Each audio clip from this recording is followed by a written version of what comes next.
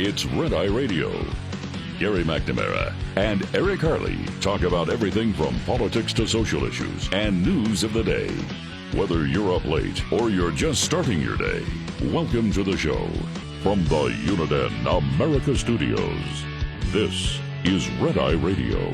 Hello and welcome. He is Gary McNamara. I'm Eric Harley. As we begin a Thursday, Gary, how are you? Doing really, really good. All right. So much to talk about. Man, what a busy day it was. Oh, it's crazy. Yesterday, coming up on the show, Trump. Now, I'm actually saying this. Trump campaigning to unite the Republican Party. We'll get to that. The letter that he wrote about Marjorie Taylor Greene and everything else, exactly what we said he should do. Well, you know, here's the thing. People forget, may not know, in fact, I don't know that anybody's had the discussion about it the way we had it, and that is with the day that everything fell out with Kevin McCarthy, and Matt Gaetz was being interviewed after that very long day, and a reporter asked him, have you spoken with the former president? Well, yeah, we talk all the time. Well, are you aware that he posted on True Social just a short time ago that he doesn't believe getting rid of Kevin McCarthy is a good idea? And, you know, I don't think anybody tore into that part of it. The fact that Gaetz and Trump didn't see eye to eye in that moment. So it's no surprise here. And it was initially promoted as, we're all Trump supporters, McCarthy has to go. And then same with Johnson, the same thing it had come out. What's interesting is today I was wondering, and yesterday now, I was wondering, okay, are those individuals, you know, MTG and Gaetz, are they stuck in the whole, you know, drain the swamp, don't let Paul Ryan be the speaker anymore mode from years ago? Well, when I think it was Breitbart that said, here are the 11 ones that are trying to beat the swamp. And I went, Trump's the swamp? Right. Because here's the is thing. Trump the swamp? Now I'm just like, where are we going here? It's fascinating politics. Well, you and I broke it down, and that's Kevin McCarthy, Mike Johnson, whoever, whatever, the makeup of the GOP in the House. Not going to, yeah. It's not going to change anything on the makeup of the GOP. And everybody, you know, has to now qualify everything. You know, well, there are some things I agree with Johnson on and some things I don't agree with. I don't care. He's the speaker. You know, I see him as a guy in a uniform doing that job. He's doing the job of the collective will of the GOP in the House. And that's, you know, I know, okay, well, MTG, her constituents aren't represented. No, I get that. Matt Gaetz, you could say the same thing with Kevin McCarthy. Otherwise, they wouldn't be doing what they were doing. That's, you know, we get that. We know how that works. But it doesn't change the makeup of the GOP in the House. Well, it comes down to very simple things. It all started with the fact that you don't have – it's the political reality that you're dealt with. And Trump is actually looking at the political reality. Yeah. And the political reality is you can't move anything because you've only got a couple of people that give you the majority in the House. Mm-hmm. So the reality is you can't pass it. And if you want to now shut down the government for whatever reason, Trump even looks at it because Trump was giving the exact same argument that we gave. It's got nothing to do with the issues. Yeah, right. Because on the actual issues of the spending of Republicans, or the spending of Congress, which includes the Republicans, is still out of control. Yeah. Even if the Republicans wish to cut, they're not going to cut enough. And the problem is, it's the people of the United States that say one thing but want another. Right. Cut. We need to cut. We need to have response. All right, we're going to cut your program. No, you can't do that. Right. You know, it's a perfect example is Social Security. You're going to have to do something. You're either going to have to raise the age. You're going to have to raise the age. You're going to have to raise the raise the amount that you pull in for Social Security Right. by raising the payroll tax. You're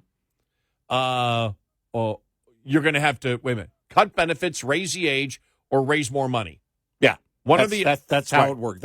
That's your only solutions. It's one or the other or all the above. And Democrats for 25 years, we know it because when Bush tried to do it, 22 years. When Bush said, okay, we need to reform Social Security, they laughed at him. Yeah, they said, did. And now it is, we're not going to touch Social Security in any way. You have to. You got no choice. If you sit and do nothing, it's going to dry up. Yeah, so you're going to, and I guess that would be the other ultimate choice. You're going to let it die. Right, exactly. Well, the other one, it just goes away. You let it, you do nothing, and then benefits get cut. What is it? What might be? I mean, the projection out. Right. You would have to cut something though. Right. If you just did nothing. Right. And both sides now are like, we're not going to touch it. We're not going to touch it. And Trump even said, well, there are some things you might have to do, cut or raise, whatever. And then he had a reverse immediately. We talked about Rick Scott. Remember bringing that up? Well, we got to do something about entitlements, and everybody just puts their head in the sand. Well, the numbers tell you it's not going to last forever. It can't. And what tells you? Mathematics. And what doesn't lie? Mathematics. That's it. I mean, it really is. I don't know. But the point is, we agree with where those conservatives wish to go. But you don't have the votes to get there, and if you shut down the government to do it, as Trump said, he was communicating yesterday, you lose the election. If you lose the election in November, what is the benefit? So do you suck it up? Do you suck it up for 6 months or a year in order to hopefully, because the Democratic Party is imploding, focus right, hit the issues, and hopefully have Congress – and the Democrats are so insane on all the issues. Do you attempt? Is your goal to get it for 10 years and actually be able to put in change and explain to the American people, or do you just say we're going to shut down the government now and lose, and the Democrats get back? That's the reality of the situation. It's not a complicated thing. Well, and thank you to the former president and possibly future president for listening to Red Eye Radio. And I'm going to go around the block to make this one happen. Because you had been saying since the last midterm, everything for the GOP in the House now is about getting the GOP elected. It's about 24. It's about winning in 24. Mm-hmm. You got to win in 24. And by the way, I made a partially inaccurate statement on the whole thing. It doesn't change the makeup in the House. Actually, getting rid of Kevin McCarthy did change the makeup in the House, and the GOP has fewer seats since then. And this is the problem, is that you had a margin. Was it the biggest margin? No, but you had a margin there in the House. You work, as you've suggested since the last midterm, you work to 24 to get the White House and the Senate. So you maintain what's going on in the House, everything that's going on in the hallways. And by the way, yes, we agree. As you mentioned, we agree. We've got to do something about spending.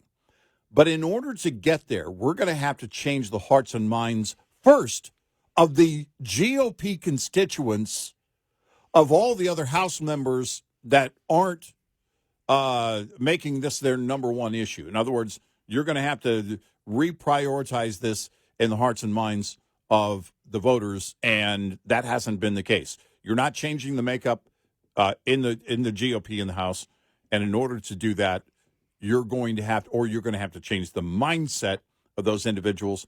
You're going to have to hit the ground running, campaign on it. We've got to cut spending. Here's why. By the way, on a larger scale too, when Rick Scott did it, it was like, okay, dude, you're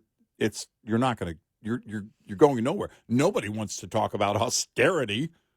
Nobody wants to talk about austerity. We agreed with Rick Scott, but politically you can't get that done. And the point is, we're not saying don't ever bring it up. We're saying, in fact, get out there and campaign, change the hearts and minds, boots on the ground, door to door, whatever you've got to do to show the American people how much we're paying in interest alone on the national debt every year. And it's mind-boggling. Right now it's between $900 billion and $1 trillion a year in interest. But I'm reading this here from Breitbart. Meet the 11 Republican heroes who stood up against the swamp. Trump's the swamp? Is Trump the swamp now? I mean, exactly. Are these 11 Republicans now going to come out and say that Trump is the swamp?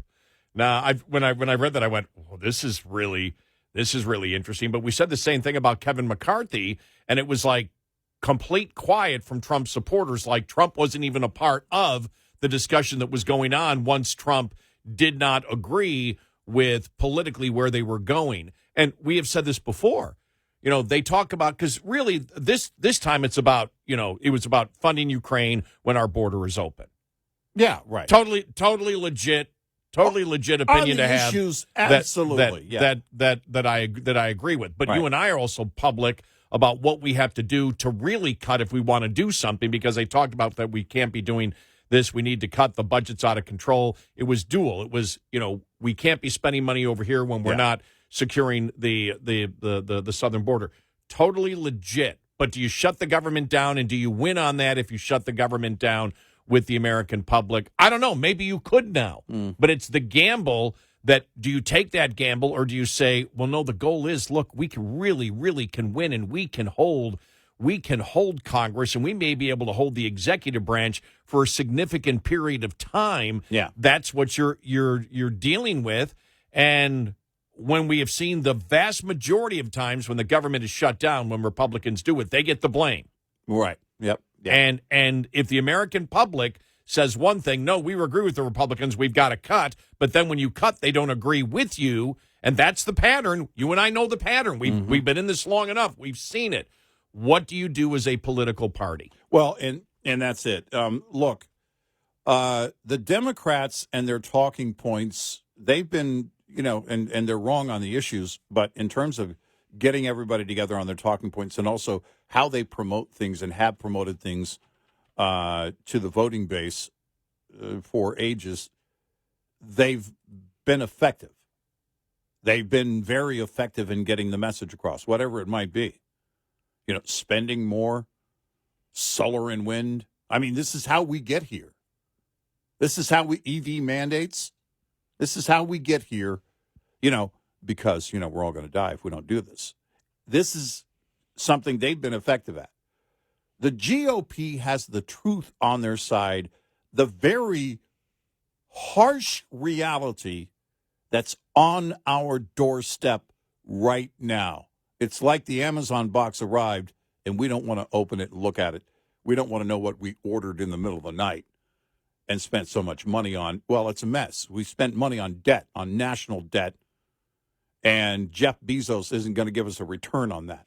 Well, I'll tell you this. There isn't as much support in social media for Marjorie Taylor Greene anymore.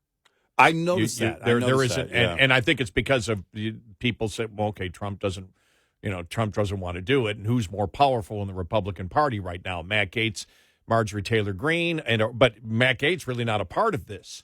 Well, Matt Gaetz went quiet fairly quickly after the whole thing with Kevin McCarthy. But here's Trump. I absolutely love Marjorie Taylor Greene. She's got spirit. She's got fight, and I believe she'll be around and on our side for a long time to come. However, right now, Republicans have to be fighting the radical left Democrats and all the damage they've done to our country.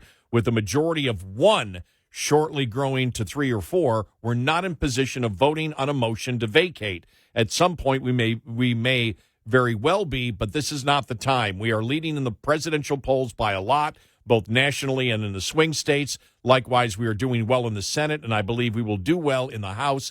But if we show disunity, which will be portrayed as chaos, it will negatively affect everything. Mike Johnson is a good man who was trying very hard. I also wish certain things were done over the last period of 2 months, but we will get them done together. It is my request that Republicans vote for the motion to table. We will win big, and it will be soon. And I'm sure what he's saying is that, that we should have shut down. If you're going to fund Ukraine, then you need to shut down the southern border.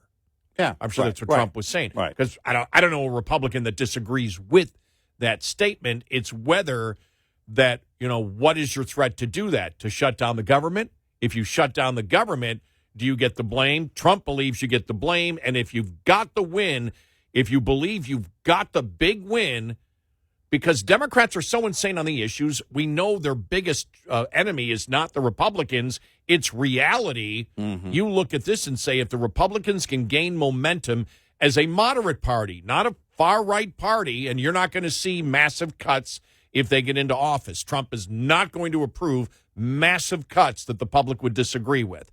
But if you try to moderate what happens, you can then have power and control, hopefully for a significant period of time. But if you expect a Republican Congress to come in and say, we're going to cut 10% across the board, that's not happening. It's not going to happen. It just isn't going to happen. Again, there's some very clear and tough choices that have to be made. It's not going to happen with Mike Johnson out of the speaker's role. It's not going to happen with the next speaker. I don't care who it is. Remember when they were looking for a speaker and eventually landed on Mike Johnson, how all that went and who was promising what. You had Jim Jordan promising to work with, do something that Democrats would have loved to do. I saw a lot of that, too, on the coverage of how it all went down. And thanks to the Democrats, Mike Johnson is, still speaker. And it's like, hold on a second. Look, there's enough finger pointing to go around in the GOP. Can we get it together, children, long enough to get through November 5th? If Republicans deny the reality that you need more of a majority and you need the executive branch and you need the Senate and you have a possibility to get it, I don't know what to say. Because when I said before, will the Republicans cut 10%? No, they won't. The budget. Will they cut 1%? Maybe they could get to that. That would be actually if you're moving it or just hold steady. The problem is with inflation on the interest and the debt, you're already cutting. You have to cut if the budget is still the same and the interest on the debt is so great. Yeah. It's a problem when the public says we need to cut, but they really don't want the cut. Right. Now, when they get to that point, hopefully Republicans are in power. Hopefully. But the fact is, now, I would want to cut 10% because you and I understand the financial doom that's headed our way if we don't down the road. 866-90-RED-EYE. This report is brought to you by Shell Rotella. With advanced synthetic technology, is designed to help keep your rig running with more mileage and less maintenance. Logging miles during the hot summer months can put a serious strain on you and your truck's health. Did you know pollutants and allergens in the air outside can enter your cab through the HVAC system without you even cracking a window? That's why it's important to check those cabin air filters. Inhaling dirty and polluted air can cause distress if you suffer from allergies or a respiratory illness. Not to mention the distraction dirty cabin air filters can cause by blocking proper airflow to your AC system when you need it most. Coming up, more with Gary McNamara and Eric Harley. It's Red Eye Radio.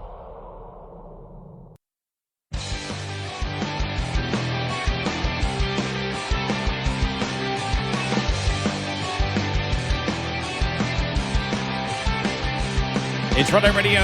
He's Eric Harley, and I'm Gary McNamara. Well, we were right yesterday, were we not, about Biden coming out in the Holocaust speech. Ironclad support for Israel, and we said he's lying. Yeah.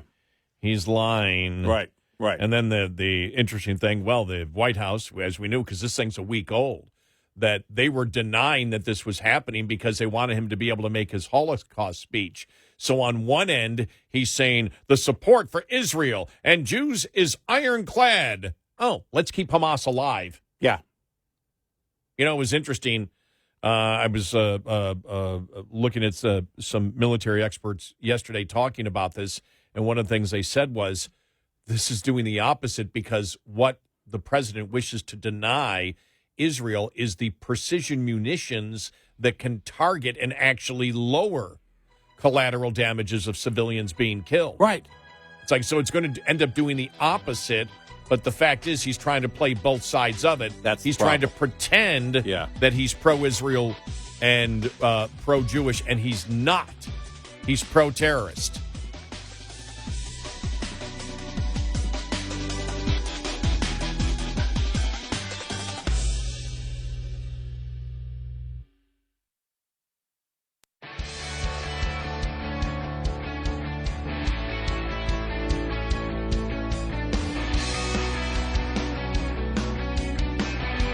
You're listening to Red Eye Radio from the Uniden America Studios. It's Red Eye Radio. He's Eric Harley, and I'm Gary McNamara.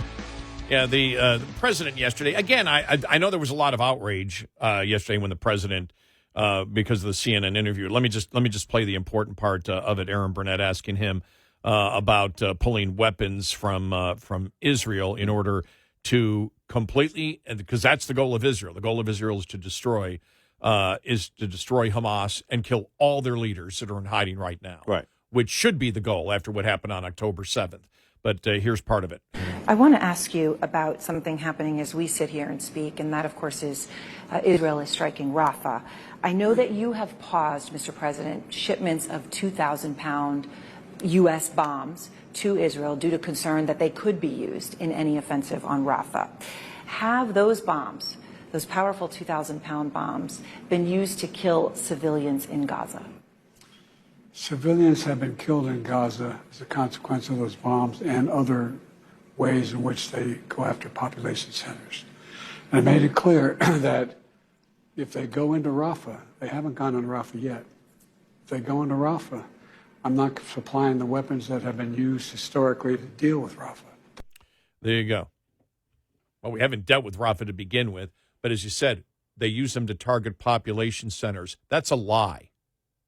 Right. That's That's a key lie. That's a key lie from the president. That, by the way, right out of the Hamas playbook. It's a lie right out of the propaganda that Hamas has been using for a long time. What I found interesting was a tweet from Jonah Goldberg, who's a Republican, but absolutely a never-Trumper. Mm. I've heard from a lot of reliable anti-Trump people today. I mean, really, really, really anti-Trump people who have had it with Biden tonight. Anecdotal to be sure, but very telling in my circle. And his circle is never Trumpers. Right. You know, we always said, we look back at this a year ago and said, you know, can Trump win? We go, yeah. Can Trump lose? Yeah. Mm-hmm. Now, the big wild card is how bad will Biden be? And the last 48 hours where Biden came out, you know, to talk, and we all know now why what happened last week, why they wouldn't say, yes, we're not going to give them weapons if they do this, or no.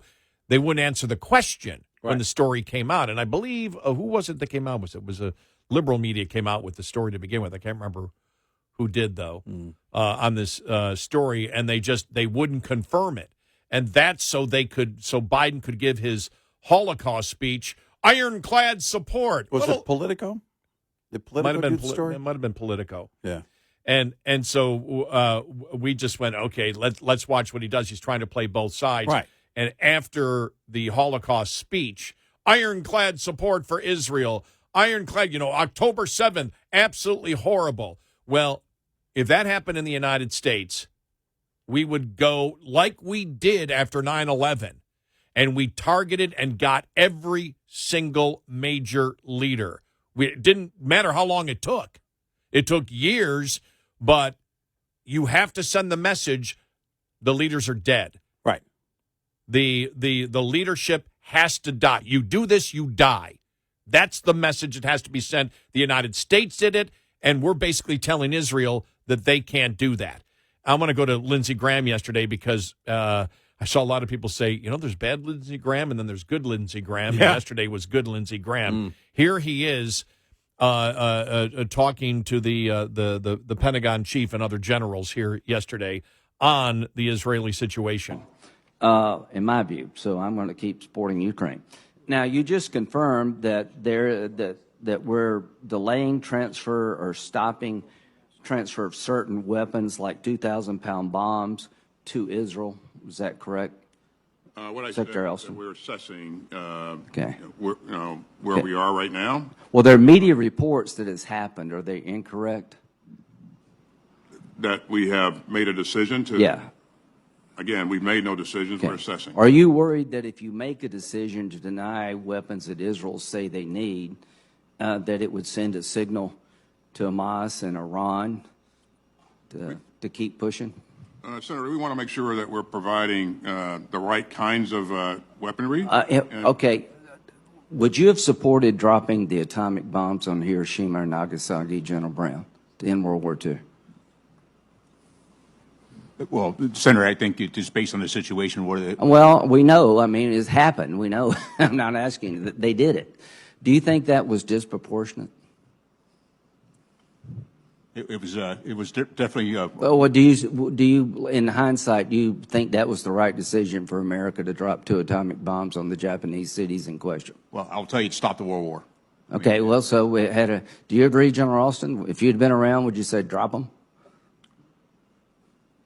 I agree with the chairman here. I mean, if we go back in time, and says, hey, we got 2 atomic bombs, should we drop them? What would you say? Well, I think the leadership was interested in curtailing the. Well, what's Israel interested in? Do you believe Iran really wants to kill all the Jews if they could? The Iranian regime, yeah. Do you believe Hamas is serious when they say we'll keep doing it over and over again? Do you agree that they will if they can? I do. Hamas, okay, but right. Do you believe that Hezbollah is a terrorist organization also bent on the destruction of the Jewish state? Hezbollah is a terrorist organization. Okay, so Israel's been hit in the last few weeks by Iran, Hezbollah, and Hamas, dedicated to their destruction. And you're telling me you're going to tell them how to fight the war and what they can and can't use when everybody around them wants to kill all the Jews?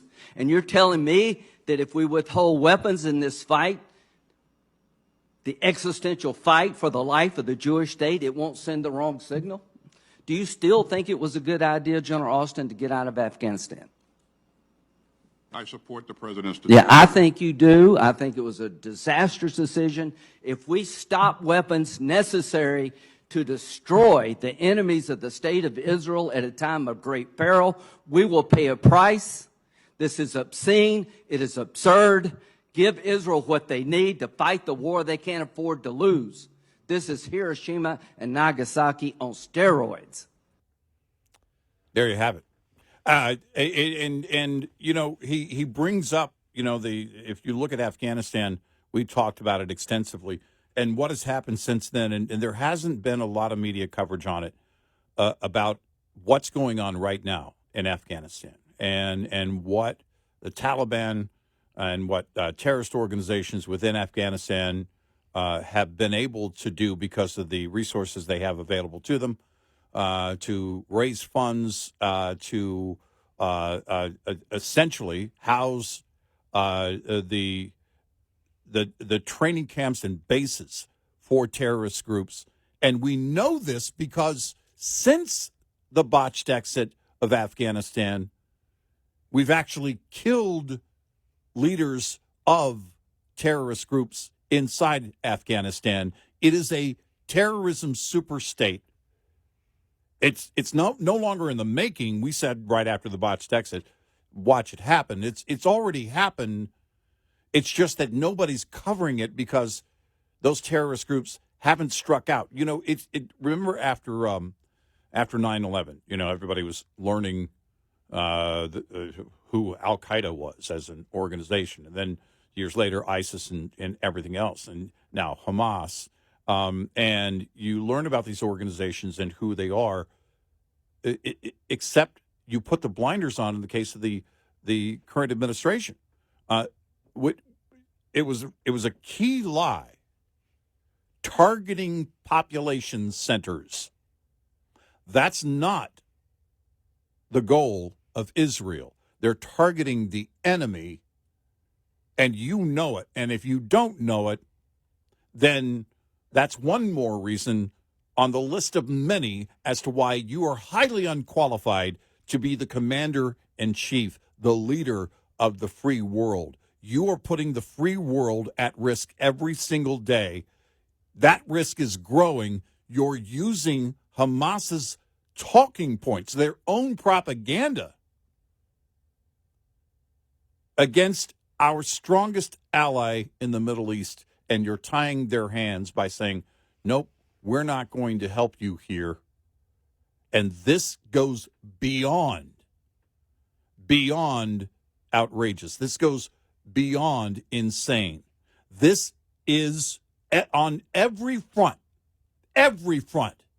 building a super terrorist state in Afghanistan, funding Iran, allowing them to fund their proxies, and it's a constant cash flow as long as they have access to the oil market globally, and putting a port in Gaza so you can hand things over to Hamas as they say that Israel should, basically the world is saying, the Western world, because you lead the Western world, Mr. Biden, you're saying Israel should stand down, should not do anything. That would have been my next question. What do you think then in Rafah? Do you think that they should do nothing? How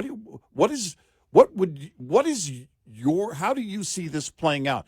Do you think, and then I'm sure the answer would be, well, we support a peace agreement between the two and a two-state solution and blah, blah, and you know the thing. This is, because it is, it's all they got. You know last name? Last name. Good ball player, last name. The whole. By the way, I people are doing fact-checking. They can't find anybody who taught Biden who actually played for the Green Bay Packers. They can't. It's like, okay, it's another made-up story. It's just like these things it's delusional, but that's minor compared to this here. But it is further indication as to how incapable he is. He's incapable on every level. Sorry, there's something wrong with the guy. The guy can't think straight. I can't tell you what's wrong with the guy. We all see it. Nobody's denying it. Jon Stewart the other night making the case. Come on.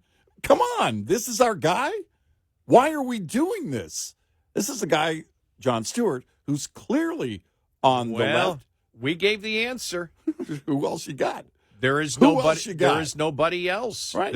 Because the Democratic Party is insane on all the major issues of the day. There is nobody who can save them. If Newsom polls worse than Kamala Harris, it's all based on the fact of issues. That's based on you represent California, which is wrong on all the major issues for the rest of the American public. Because think about that. He polled worse than Kamala Harris, who is a babbling idiot. Yeah. And it's just like, and every time he pops up, like the whole thing with the tourism is booming. No, tourism is booming because inflation's up, but the actual number of people that are going there are fewer. It's just costing people more, right? And so they're spending more money. But if you take inflation into account, you're down 14% on tourism. They're using the Biden tactic of, hey, people are spending more money because of inflation. Yeah, but it's more money.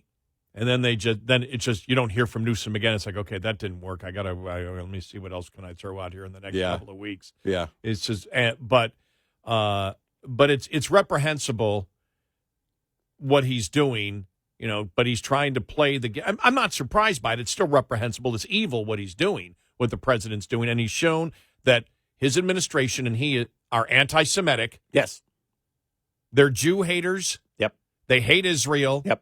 And they're pro-terrorist. Right. And we've said this. We went back, this goes back, a month ago when he just said basically to hell with the American hostages? All of his actions are pro-Hamas, pro-terrorist, anti-Israel, anti-Jew. All of his actions. A couple of words here and there, or a Holocaust speech written by somebody who's likely not him, means nothing. Your words mean nothing. Your actions mean everything. All of his actions are squarely on the side of terrorists. 866-90-RED-EYE. Lines open for your calls. 866-90-RED-EYE on Red Eye Radio.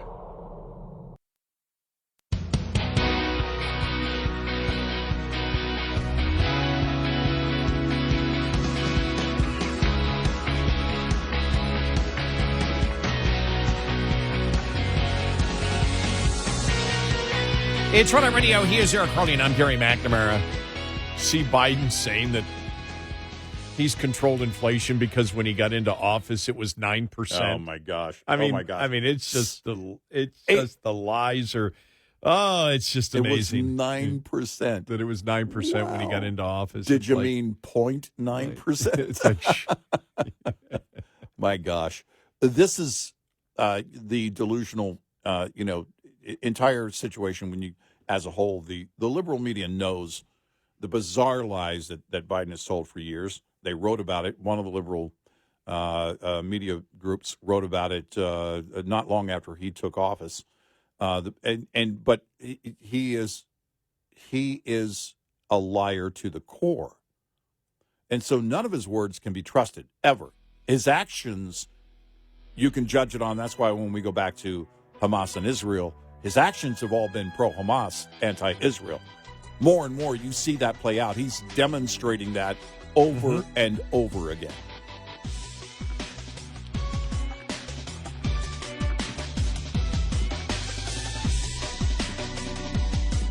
Top of the Hour News is brought to you by House Products. Visit houseproducts.com. This is Red Eye Radio on Westwood One.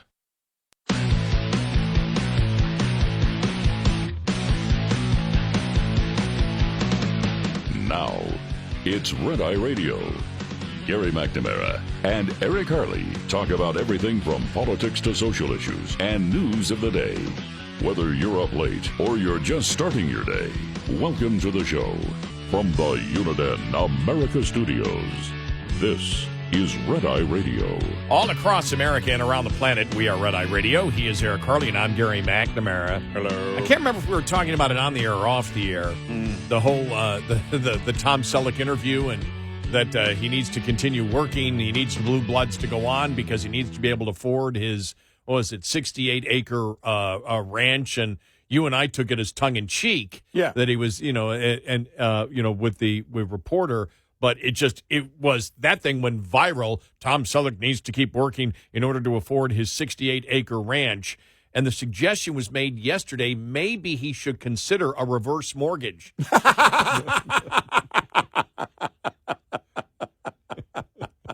I can see him doing the commercial from his ranch. All right, I got that. That's funny. I told the person who put that. I told them I'm going to use it. I'm stealing it from him, and I said, but I will give him credit. I actually got that from the former brand manager of our great affiliate WLW.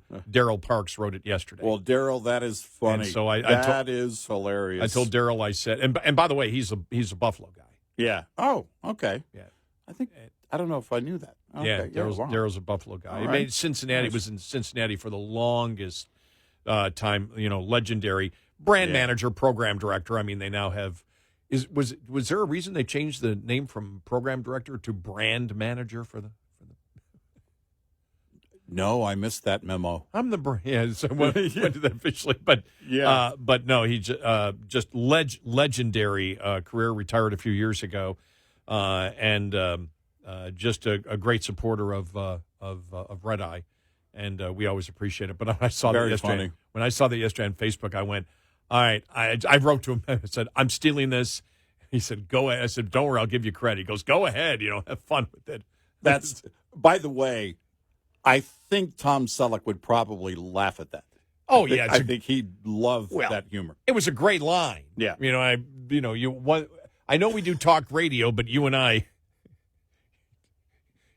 can spot comedy. Did you see Seinfeld said that Howard Stern was a great interviewer but not funny, and then he had to backtrack and apologize to Howard. Oh my gosh! I'm sorry. Yeah. Well, because Jerry doesn't create riffs. He's not that guy. He was just being honest in the moment. Oh my gosh, that's funny.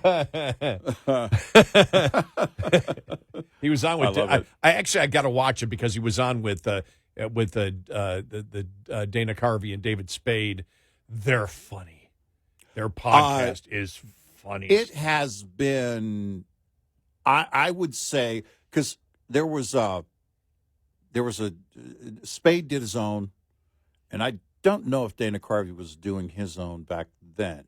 Going back a few years, and Spade's funny, but it was Spade, and he would bring on other people But those two together on their podcast, it's hilarious.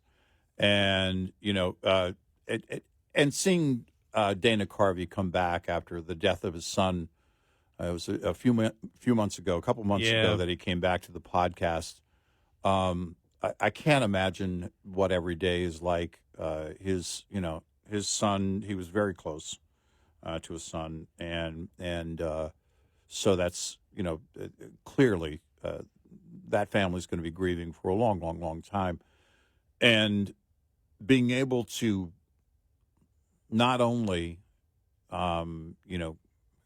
go back to doing something that, really is work, but also be funny, I mean, comedians know this, especially those that have been around as long as Dana Carvey's been doing it.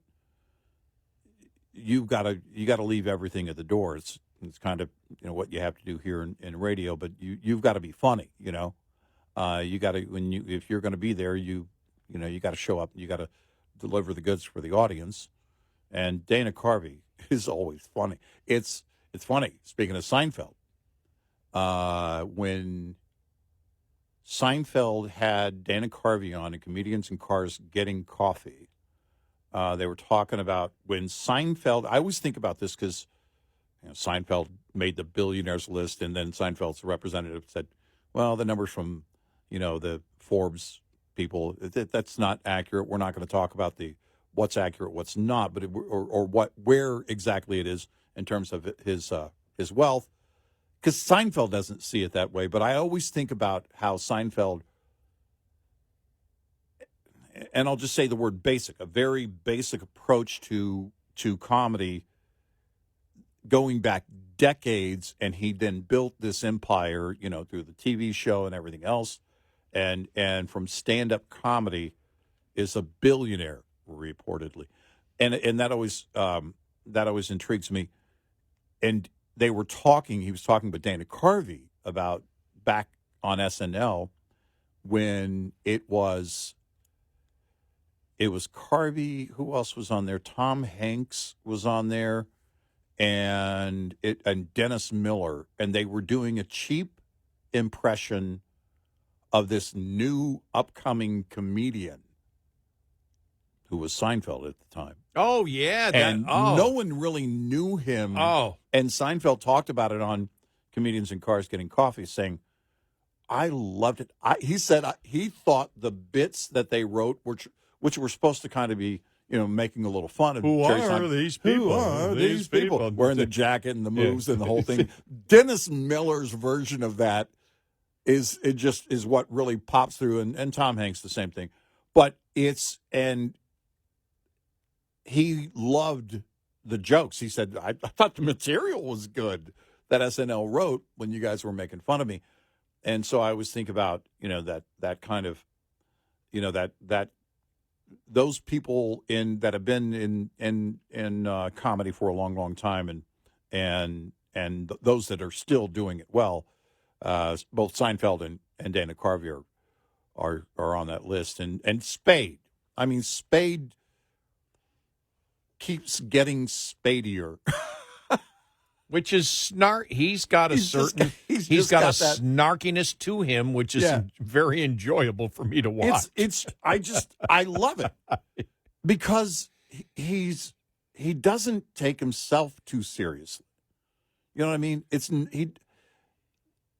weird to say it, but they don't make it about themselves, and it would be easy to do when you're the only person in the room on stage and everybody's paid money to see you and they're all staring at you, and it is about them, but it goes beyond self-deprecating. You got to be selfless many times for I think every time for comedy. You got to be able to give that up a little bit. We were talking the other day about some comedians' best lines, whatever, and I mentioned Rodney Dangerfield when there's just the moment. I mean, he's funny. He was funny across the board, but the ones that you remember that got to you, and the one where he said, "I tell you, my ancestors got no respect.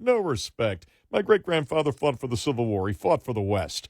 Just the way that he did that, it's like I go back to Jay Leno when Jay Leno hooked me one time. This is in the '80s. He said, I went to the movie theater the other day. I'm sorry. I mean, the cement bunker at the end of the mall. Yeah. It was just hilarious. I mean, that observation was just great. Yeah. And with David Spade. Yeah. SNL. Yeah. The one that I remember more than anything. There are just certain jokes that get you, and it was during grunge, and he goes, Stone Temple Pilots came out with a new album today. I liked him better when they were Pearl Jam. Yeah. It was just, it was hilarious. And that was a kind of a key moment. That joke almost became a catchphrase. Yeah. Because Stone Temple Pilots was so huge, and Pearl Jam was too. But it was one of those moments where, it just hit and then reverberated, and then people carried that on. I don't know how many times I've heard people say, yeah, I liked STP better when they were called Pearl Jam over the years. Right. Yeah. And it's just, that's tough to do. A catchphrase is one thing, but to make that bit almost a catchphrase is pretty. It's like Norm Macdonald. What got me to like Norm Macdonald was not what I ended up really liking about him. There was just the one thing where he said the top hits from college music came out today. Number 1 on the list, Better Than Ezra. Number 2, Ezra. I mean, that was the thing that got me to notice Norm Macdonald. It was just, you went, oh my God. And it was both early 90s, or probably 93, 94, when it came out where they both said that. I'm like, wow, that was just, and it's funny what just attracts you. I mentioned Carlin yesterday, and the thing that got me, Carlin, which was really not what I ended up liking about him. Right. But, good afternoon, sports fans. Bit Barf on the Bit Bar Sports Spotlight, biffing up all the details and barfing them right back at you. Got a partial score here, Philadelphia 6. I mean, to me, that was when he did that, and it was the partial score, Philadelphia 6 at the end. I mean, the rest was great. Yeah. And it moved so quickly, but then when it was Philadelphia 6, that was just lands hard, and then you realize the bit just comes together in a split second. But that's what made me notice. It wasn't what I ended up liking about all of those, but those were the moments where I went, whoa, that was good. Yeah. That was a great that was a great line. So. Yeah, it's speaking of SNL people. Uh-huh. See John Lovitz? John Lovitz. Yeah, that's the ticket. Yeah, that's the ticket.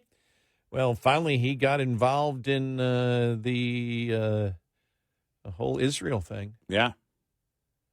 And we'll play it coming up here in the next segment. I know a couple of years ago, you and I played a cut from him. You could slowly see the metamorphosis of John Lovitz, and I think it might be complete here with his analysis of what's going on. Basically, how can you support the Democratic Party when 70 members of the Democratic Party of Congress voted against denouncing anti-Semitism? Mm-hmm. And we'll get to that audio cut in just a moment. But you remember it was a couple of years ago when I think, did he have a bar, a nightclub, or something like that? And it was something that happened. He said, you just can't afford to be in business. And I think he brought up the same thing. It's always, never really looked at, the Republican Party, whatever. But when you have so many regulations on business and you can't stay them, and then they come out with new regulations. And I always remember that from Lovitz, and it's like, okay, it's I wonder where he's going, and you wonder whether it's the complete transformation of somebody like John Lovitz, very serious, and you're not used to seeing him serious. I mean, I think of Lovitz now, and it's not even the liar, right? To me, it's just the Seinfeld episode where he faked that he had cancer, and Jerry bought him a toupee. Yeah. And it was just Jack. Watch me now, Jack. Yeah, but we'll play it coming up because it's really, and we have said it. He was saying, basically, Chuck Schumer, what's going on? Bernie Sanders, he called Bernie Sanders a self-loathing Jew. I mean, it was like, whoa. But we had said this a long time ago when Obama became president, and it was like, the Jewish leadership all supported him. And then he came out against Israel, and they were all shocked. Yeah. And so this goes back probably to 2009. Right. And, we were not yet, I think, we were not yet Red Eye. You and I were still working together on well, it's the same show, it was just a different name. Right. And we were avoiding the cops. Yes. We changed our name in at the beginning of 2012 because we were on the run. But and when the many Jewish leaders came out and said, well, we don't know what happened here. We go, well, haven't you been paying attention?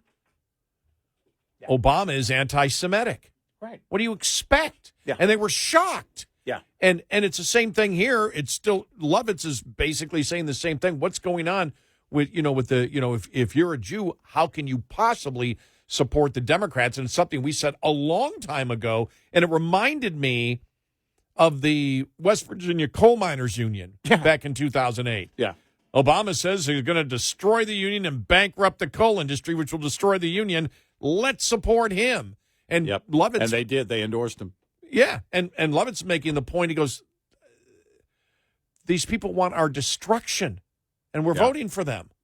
Why? What the hell's going on? Yeah. And we do live in a bizarre world, don't we? Yeah, we absolutely do. But we're seeing more people at least be vocal about it. I'm not sure how Lovitz thought in the past. He certainly wasn't vocal about it as he is now. Michael Rappaport, there's a guy squarely on the left, and then he's, as he learns more about the lies that the Democrats have been telling about Trump, but also more on the larger scale, crime, in New York, watching everything play out and how crazy the Democrats are, then, there's clearly that shift. I don't know where to place anybody politically in terms of, well, they're a conservative, they're this, they're that. It doesn't matter as long as on the issues they get it, and hopefully they can help to change hearts and minds and people vote that way. 86690 Red Eye. Brought to you by FPPF, Fuel Power Max. It's a common road rumor that it's impossible for one-truck owner-operators and even carriers with just 2 or 3 trucks to get freight direct from the source, the shipper. Yet, hard-won experience from untold numbers of owner-operators with authority disproves the notion. Search your home base area and, later, frequent freight destinations to find all the manufacturers, distributors, and other shippers in the area.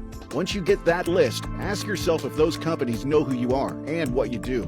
If not, you're leaving opportunities on the table. Strive to own your backyard to build a solid foundation for the business. For many a small fleet, it's the loads outbound from home that are the bread and butter. But you can take that same approach to the destination area, identifying shippers there and getting on the phone to make sure they know who you are and what you do. Owner-Operator Business 101 is provided by Overdrive's Partners in Business program. Go to overdriveonline.com to the Partners in Business section of the website for more detail on this and many other topics. Brought to you by Shell Rotella. With advanced synthetic technology is designed to help keep your rig running with more mileage and less maintenance. Get in touch with Red Eye Radio, toll free at 866-90 Red Eye.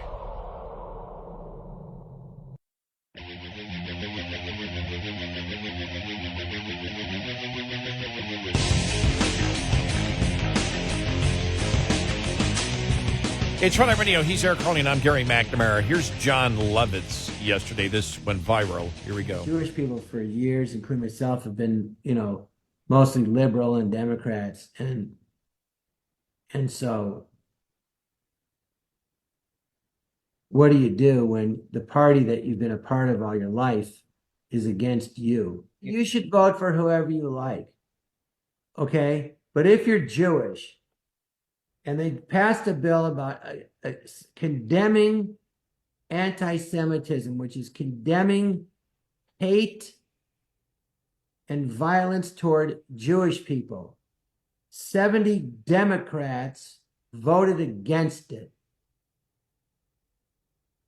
And you've got Chuck Schumer, who's Jewish, saying we should have elections in Israel now.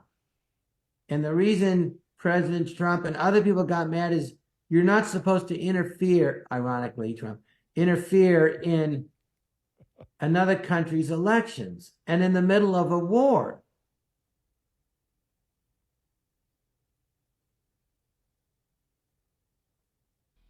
And Bernie Sanders he's always been, I think I said it before and I'll say it again. He's a self-loathing Jew. Wow. Wow. Yeah. By the way, those pauses were his. He was, issuing thought there, clearly.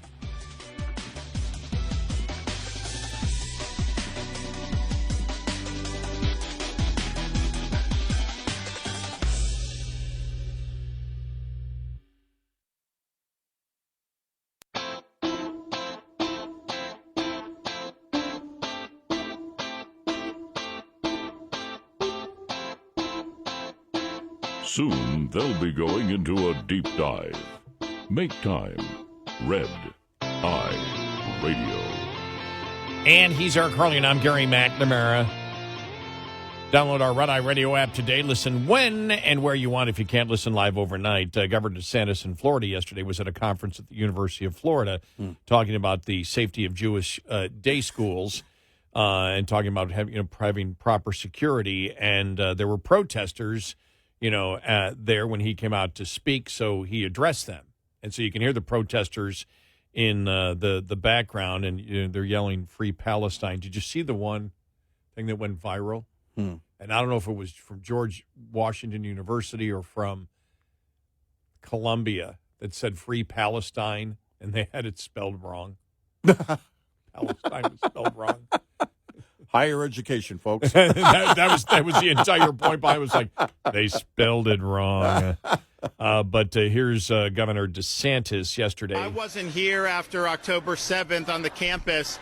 I'm sure the protesters were all very upset at the fact that Hamas went into Israeli communities and baked babies in ovens, raped women, assassinated elderly people in very brutal ways. I'm sure they were very upset about that and rowdy. Oh, no, they weren't. That's right. They didn't care about that. They were completely fine with those massacres happening, and they had no concern about that. And I think that says anything. I also hear this stuff about occupation. The Gaza Strip is not occupied, okay? That's been Hamas's sanctuary for many years now. And did they create opportunities for people? Did they utilize the natural resources? No. They focused their efforts on terrorism, and that's what's happened. And so much of this is just such a farce that it's just kind of embarrassing to even hear some of this nonsense. And that's what has come to now. You and I were talking about the polls the other day, and where the president is going on this. And we have said he's the without question. This administration, this president is pro-terrorist.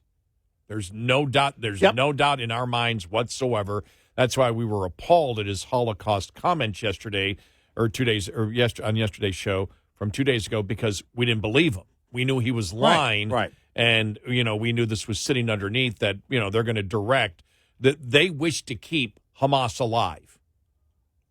That's what they wish to do. And it was brought up yesterday many times. The weapons that they want to keep Israel from getting are the ones that are precision weapons that will help destroy Hamas and limit civilian casualties. And the president is expecting from Israel and the small minority of Americans that support this insanity of supporting Hamas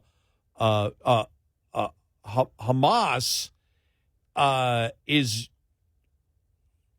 an embarrassment. I mean, he's right. It's an absolute It's an absolute embarrassment. It's very easy. Hamas is well known. They are a terrorist organization.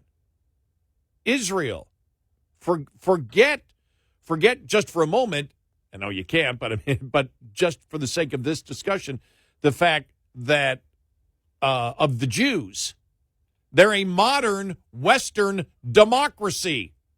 Yeah. A completely different ball game than a terrorist group. Yep.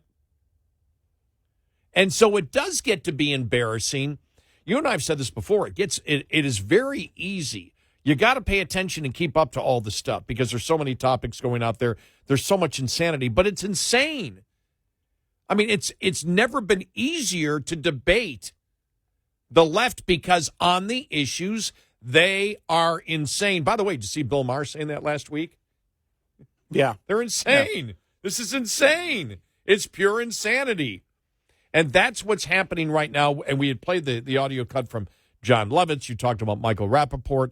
We look at the Barry Weisses, the Michael Schellenbergers, the Matt Taibbis, the Jonathan Turleys, that, again, are not Republicans that look and are absolutely abhor what the Democratic Party has become.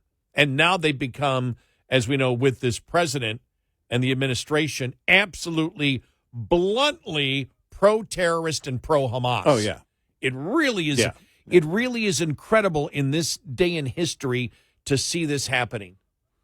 And you put that on top of everything else, the misogyny of the radical transgender movement, the women hatred that now they are involved in. We saw the FDIC, the whole thing with the FDIC and what's been going on there. And it's like Wall Street Journal had an editorial on it yesterday. The misogyny, the sexism in that department. It goes Elizabeth Warren, Biden, nothing on it. Biden saying, if I see this kind of thing happen, we'll crack down on it. No, he won't. No. And when I saw, the misogyny at the FDIC, I go, so what? Misogyny is now embraced by the Democratic Party through the radical transgender movement. So women hatred is now a core tenet of the Democratic Party. Well, and so you take all of these things and it's so easy. It's easy to debate it because they're nuts. And you see the actions of this president, this administration, as you see this thing roll out. This is why. November 5th, we don't know what's going to happen. We really don't. But every single day, Joe Biden breaks something else. Right now, he's made the world a more dangerous place. He's made our nation more dangerous. Opening the border. Supporting Hamas. I mean, what is next? What is next from this administration? How much more radical do you get in your actions? And, the concern about terrorists coming across the southern border. My gosh. When you're putting a port in Gaza so that you can hand Hamas aid, it's not humanitarian aid. Hamas controls it. You're handing Hamas aid directly. You're allowing Iran to fund their proxies by being a part of the global oil market over and over again. You're making it every single day. You're making it more and more dangerous. It's not a matter of if, it's a matter of when the enemy strikes on American soil. It's going to happen again. And ask yourself this. If you go back to the Peter Arnett cave interview with Osama bin Laden, remember that on CNN? Mm-hmm. Osama bin Laden basically declaring war on the U.S., and which is what the 9/11 Commission found. Basically, from their investigation, they found that, yeah, they were at war with us. We weren't at war with them. Well, not only are we not at war with Hamas, we're helping them. We become a Hamas ally officially. Think about that. It's not that we're not doing anything to find them and root them out, like Al-Qaeda, like Osama bin Laden. That's, the hunt for Osama bin Laden went on for years. It's not that we're just ignoring something and not addressing it. We're addressing it, and we're in bed with, we're allies with Hamas. It's vastly different than the situation that led to 2001, 9/11. So I don't know on what scale you would see an attack, because if Iran can fund it, if the Taliban can help fund it because they've got control of the resources and have since the botched exit of Afghanistan,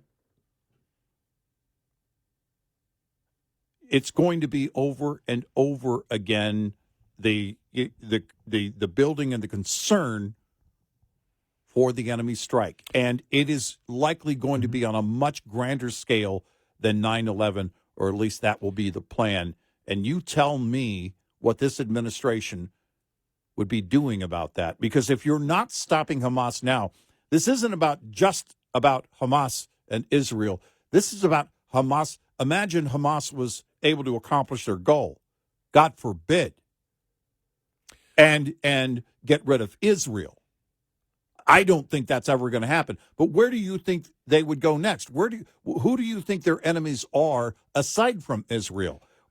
Number one target, the United States. I think when you look back, you go back to the 90s, and you go back to 9/11, and you go back to the 9/11 Commission, and you and I remember the 9/11 Commission, and what the media was focused on was we need better intelligence. We need better intelligence. Mm-hmm. Well, what the 9/11 Commission also stated was that it doesn't matter if you have better intelligence if you're not willing to act on it. Right. And they talked about the fact that we should have considered a preemptive strike on Al-Qaeda, and we didn't do it. And you go back and look at that and say, okay, why didn't Clinton do it? For all the faults that Clinton had, why didn't Clinton do it? Because the American public, if you would have attacked Al-Qaeda, before we were attacked, viciously, even though you can go back to the 93 bombing, 94 bombing of the World Trade Center, it still wasn't viewed at that point, even though it was horrific, as an actual war against the United States. It took 9/11 to bring that out. Right. Well, now we know, but when you look at even Democrats back then, the reason they didn't do that is because the American public had not yet tied in the fact that this was a war. 9/11 Commission said they were at war with us and we were not at war with them. Well, the people of the United States, it didn't matter whether you said Al-Qaeda existed out there. Americans needed proof. You got the proof on 9/11. Yeah, but it's different now. And so you would have terrorists look at us and go, America's not taking us serious, not taking us serious. It's different now. You have a political party and a president that supports the terrorists. Yeah. And so think about it's not just that we pulled out of Afghanistan because America was sick of a war. It's the fact that you have a president that's pro-terrorist. Yep.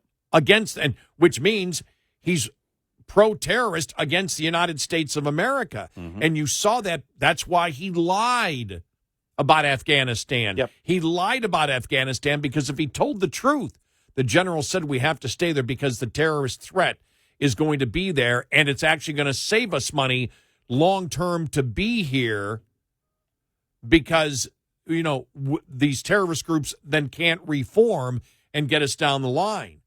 But no, he lied to the American public because he's pro-terrorist. Yep. He took off the sanctions that Trump put on Iran so Iran could fund Hezbollah, the Houthis, Hamas, and others to attack United States interest. He did it because he's pro-terrorist and the administration is pro-terrorist and a significant portion of the Democratic Party is pro-terrorist and anti-Jew, anti-Semitic. And so you tie all these things in together. Think about how that motivates terrorists who hate the United States. It's not that the United States isn't taking us seriously. It's that the administration and the president of the United States supports our terrorist attacks on Israel and on U.S. interest. They'll fight back. He's trying to play it both ways, but we know by his behavior, it doesn't matter what he says. It matters what his behavior is, and his behavior is all pro-terrorist. It's the building of a major Trojan horse, by the way. Yeah. Because the enemy looks at that, and you may think, wow, the enemy must like Biden being in control. No, they do, in that they'll get greater access eventually to the United States. They'll have greater ability to carry out an attack on American soil because of Biden. It doesn't mean they're not going to attack. They're not becoming friends with the U.S. They're taking advantage of what Biden is doing. 86690 Red Eye. We'll be right back with more Red Eye Radio with Eric Harley and Gary McNamara.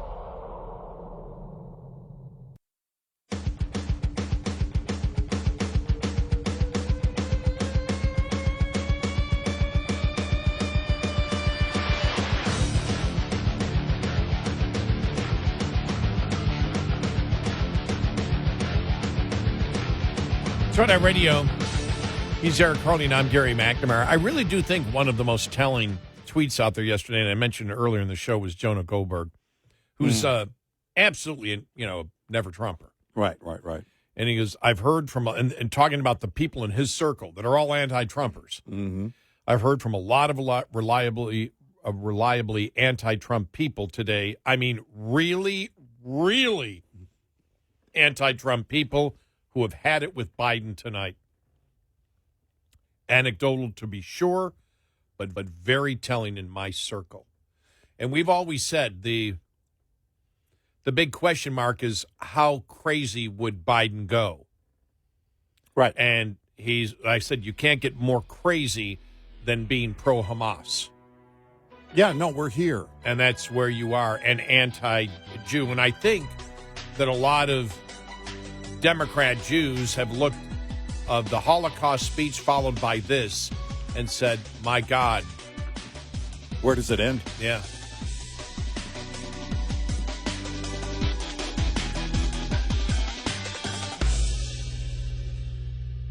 This is Red Eye Radio on Westwood One.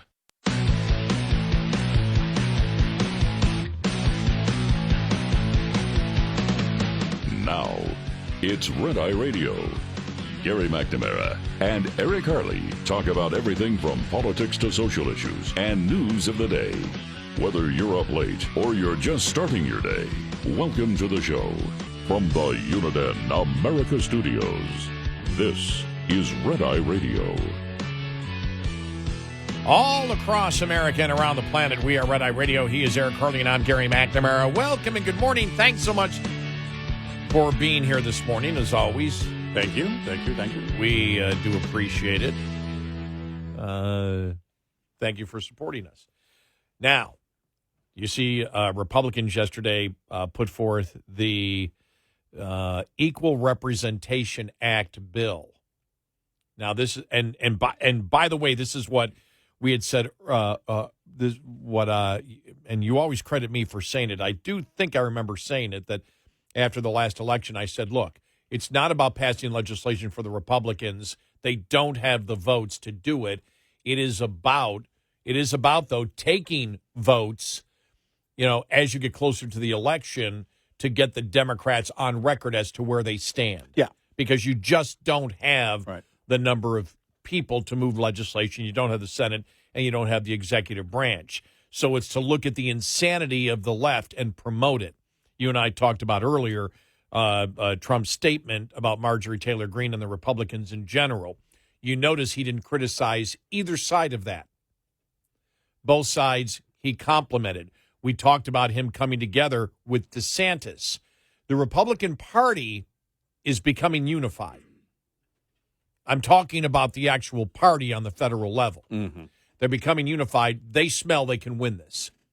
And so when they did this yesterday, the Equal Representation Act is where we've talked about illegal immigration. that in illegal immigration or anybody who has crossed the border, you get counted in the census, and House seats and Electoral College votes are added to areas with the most illegal immigrants and anybody else who's been allowed to cross the border. Right.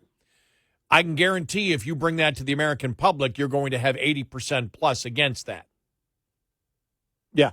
That the state's power, the state's power and influence in a federal presidential election, well, like if there's a state president election, of course it's federal, should be determined or skewed at all because of the number of illegal immigrants, and that the number of House seats that you get, which is your power in Congress as a state, should be determined by the number of illegal immigrants. You can't win that with the American public. No. You cannot win that. No. Not one Democrat voted for the bill. Every single Democrat, I think there were 11 Republicans and 11 Democrats that did not vote at all. They didn't vote. They must not have been there. But every single Democrat who voted for the power of illegal immigrants to influence elections. Can you win that with the American public right now? Can you win that position? No. It's, what's interesting here is that you have these Democrats on record on so many issues where if you were to go out and promote it, we talked about this recently, if you believe we were talking about the education secretary and everything else. Look, if you got a proposed rulemaking, you go out on the road. And why aren't you proud of what your agenda is? You're not answering questions in front of Congress because clearly you want to do this and not really promote it to the American people. The Democratic Party, on how many issues, is not with the American people on their vote. No, they're not. Not even close.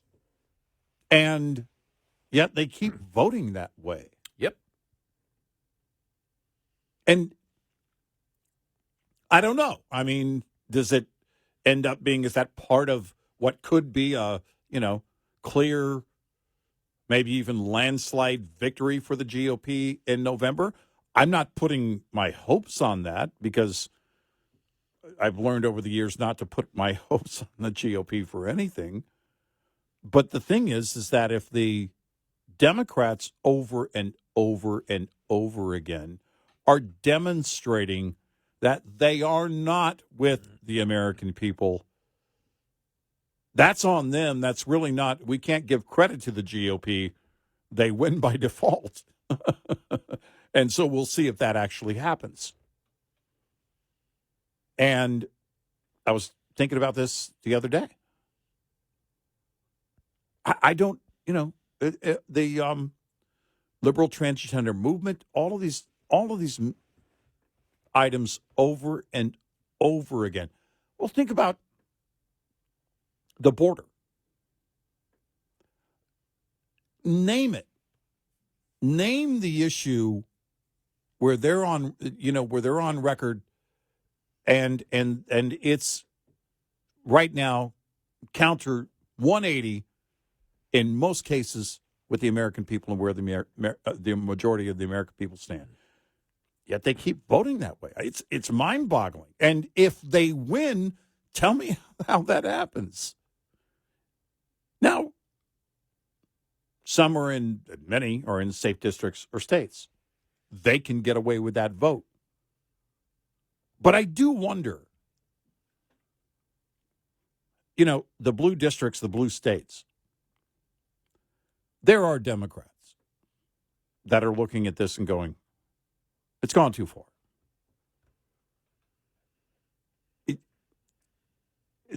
I don't expect them to vote for Trump, maybe a few will. But it's gone too far. It's radical. but I'm still going to vote for you. Well, if that happens, again, I don't know how to wrap my brain around it. It's going to take a while. When you and I come in on the morning of November 6th, about 8 months before the election results are in, that's when we start analyzing. We start saying, okay, which pollsters had it right? Which, what did the what did each party connect with in terms of the voter, and what was the motivation behind the voter base, and why did this happen or that happen? Look, if it's a clear margin and the GOP wins and Trump wins, we'll understand that pretty easily, pretty quickly, as to why that happens. But the Democrats are still winning elections. It hit me yesterday. It's like, you kind of have to stop and take stock of where we are and keep in mind, we talked about identity politics and hatred on the left and everything else, and how they act that way because and they think that way, and they believe that's how they think. It's who they are. And so they're calling everybody else racist because that's how they think. And we have to, you have to take note along the way, leading up to an election, that, and saying this to our audience, most of whom think like we do, not everybody thinks like we do. I mean, look at the GOP makeup on Capitol Hill. In terms of conservatives, we talked about this. We're in a real drought right now in terms of seats on Capitol Hill, and it's been that way for a while, for a minute. So when you step back to look at the entire picture, the entire scope of things, you have to look at it and go, yeah, well, still people show up and vote for Democrats, or still people, they can see the cliff is coming, and they still don't care about the national debt. They understand that spending is behind the inflation, but they still want the government to spend money. I mean, it's never, you can't just put your finger on it and do like we do and say, my gosh, all of these things that are reality now that are broken, that this administration, this president has broken, his party has broken, should be very obvious. It should be obvious. We're right in that. But we also have to step back and realize that not everybody thinks like we do. They don't care about the things we do. And some of them might be okay with having illegals in their area if it helps win elections, if it helps, whatever it's going to do on the agenda. You just have to take these things into consideration. Otherwise, I don't know how to comprehend or wrap my brain around a party that votes against the will of the American people and still wins elections. But what I thought yesterday was you saw the majority of migrants have been sent to Florida. Mm-hmm. So do Democrats think the same way when they see this, when they see that? Right. Well, wait a minute, that's boosted Florida's power. And then if it's, more migrants will move to states, if they're here legally, mm-hmm. where they have more of a chance of getting a job, Florida and Texas. Mm-hmm. They may stay for a while in New York, but then go, I can't find a job here, I'm going somewhere else. Right. So there's always two ways to look at that. If they wish to stay in power, then they'll be for it and be damned about democracy, as we've talked about before. But then when they see it maybe going another way, it's like, whoa, we can't have that. Mm-hmm. Who was it? I just can't think of it. It was the one politician that voted for something and then it affected him. The law that they got Trump under the civil law, where you could bring up a lawsuit from like 20 years ago or whatever, mm-hmm. has affected one of the Democrats that voted for it. It's like, I'm against the law now. Yeah. Because he's getting burned by it. Right. I guess it's a sexual harassment claim or whatever mm-hmm. from years ago. It's like, well, now I'm against it. Well, you voted for it. Yeah. You voted for it because it targeted an opposition without thinking, well, it's going to target you eventually. It's like everything that's been going on with going after the Trump with bogus charges. I hope it doesn't, because I don't want to do anything unconstitutional against anybody in this country. But the fact is, and I don't want rogue prosecutors on the right, just like I don't want rogue prosecutors on the left. But odds are, when one goes to the extent of the rogue prosecutors to but succeed at election interference, and it's so absolutely clear, the other side's going to try to do it too. Yeah.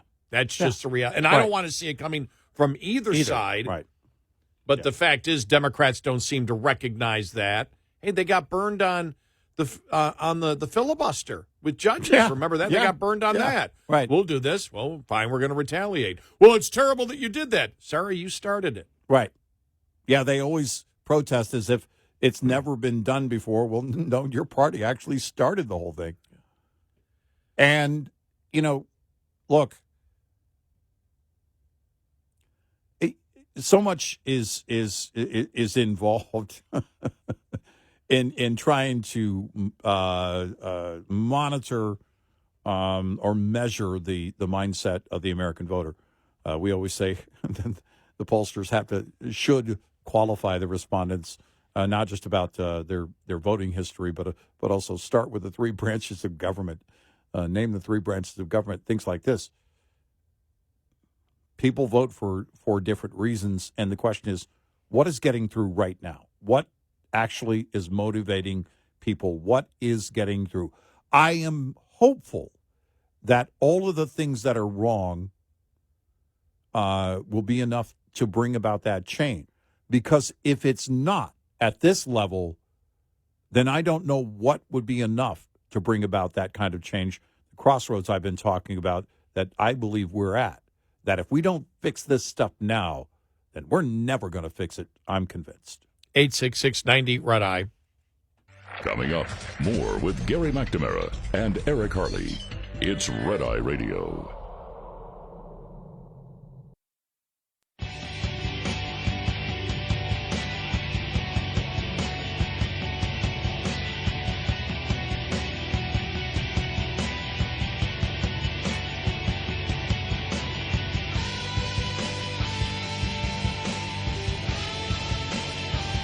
It's Red Eye Radio. He's Eric Harley, and I'm Gary McNamara. Yeah, so Republicans did that. I mean, they're trying to get the Democrats now in the House on a vote, and on the Equal Election Protection Act, as they call it. You probably find 80% of Americans don't believe that illegal immigrants should be able to determine how many electoral college votes you get or the number of representatives that represent your state. That's just the reality of it.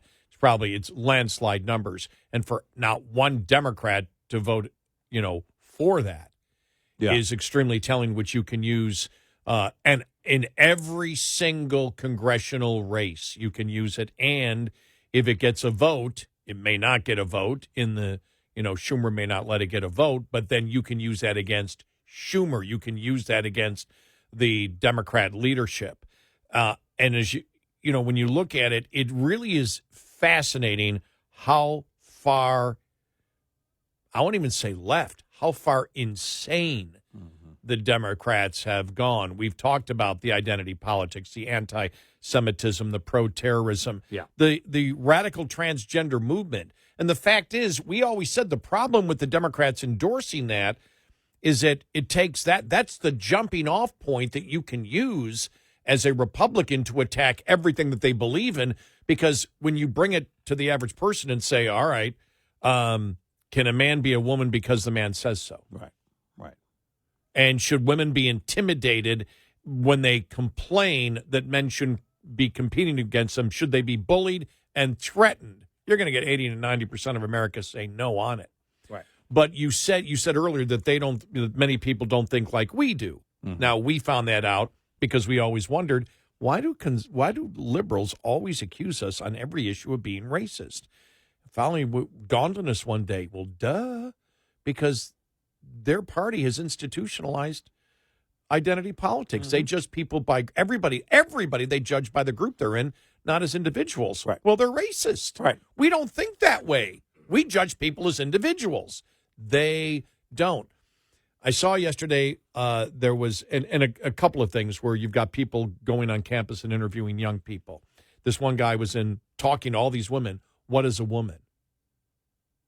And they go, we're not going to answer that question. It's a setup question. No, it's not. I'm simply asking you, what is a woman? And they're, some of them were laughing. Well, we're not going to answer the question. And then when they started answering the question, it's like, no, don't answer it. It's a setup. It's like, well, it's whatever you think you are. But they were arguing back and forth, but nobody said XX chromosomes versus XY chromosomes. Mm-hmm. Nobody said that because that's the answer. Mm-hmm. Nobody. And I realized, I looked at these young people and I said, where are their parents? Did their parents buy into this BS? But where are their parents? When you hear that, when you hear how delusional they are, which is close to insanity, you're in awe, but a perverted awe of the brainwashing system that has been set up for them to completely reject anything to do with science, and everything is reality is what I think, not what reality is. That takes a hell of a lot of brainwashing to get to that point. You think of all the viral moments that have come about with, university presidents before Congress, the education secretary before Congress, and all this, and I always think to myself, okay, right here in front of the American people. I mean, I know not everybody pays attention, but if you're having votes, because you asked the question, look, can they win that with American people? And I think to myself, if you just stop for a moment and look at it, because we know where the American people fall in terms of what they think, and it's not where the Democrats are voting on Capitol Hill. Why the disconnect?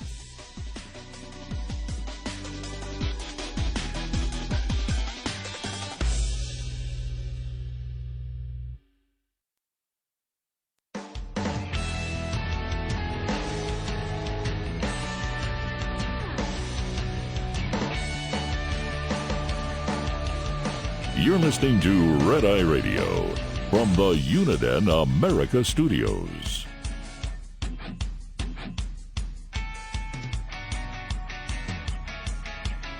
It's Red Eye Radio. He is Eric Harley, and I'm Gary McNamara. Wow. Just was reading this Wall Street Journal editorial page. The EV redding keeps coming. As companies lose money, Biden keeps rolling out the subsidies. These are taxpayer dollars that are just going down the toilet. But more bad news from electric vehicle manufacturers is coming almost as frequently as the bullish White House press releases. Even as manufacturers rack up big losses, the administration continues to push out your taxpayer dollars for the forced-fed EV transition. Look at this now. This is really amazing. EV manufacturer Lucid this week reported it lost $684.8 million in the first quarter of the year. They lost, for every electric vehicle delivered, $348,000 per vehicle. The good news is it still aims to produce 9,000 vehicles this year.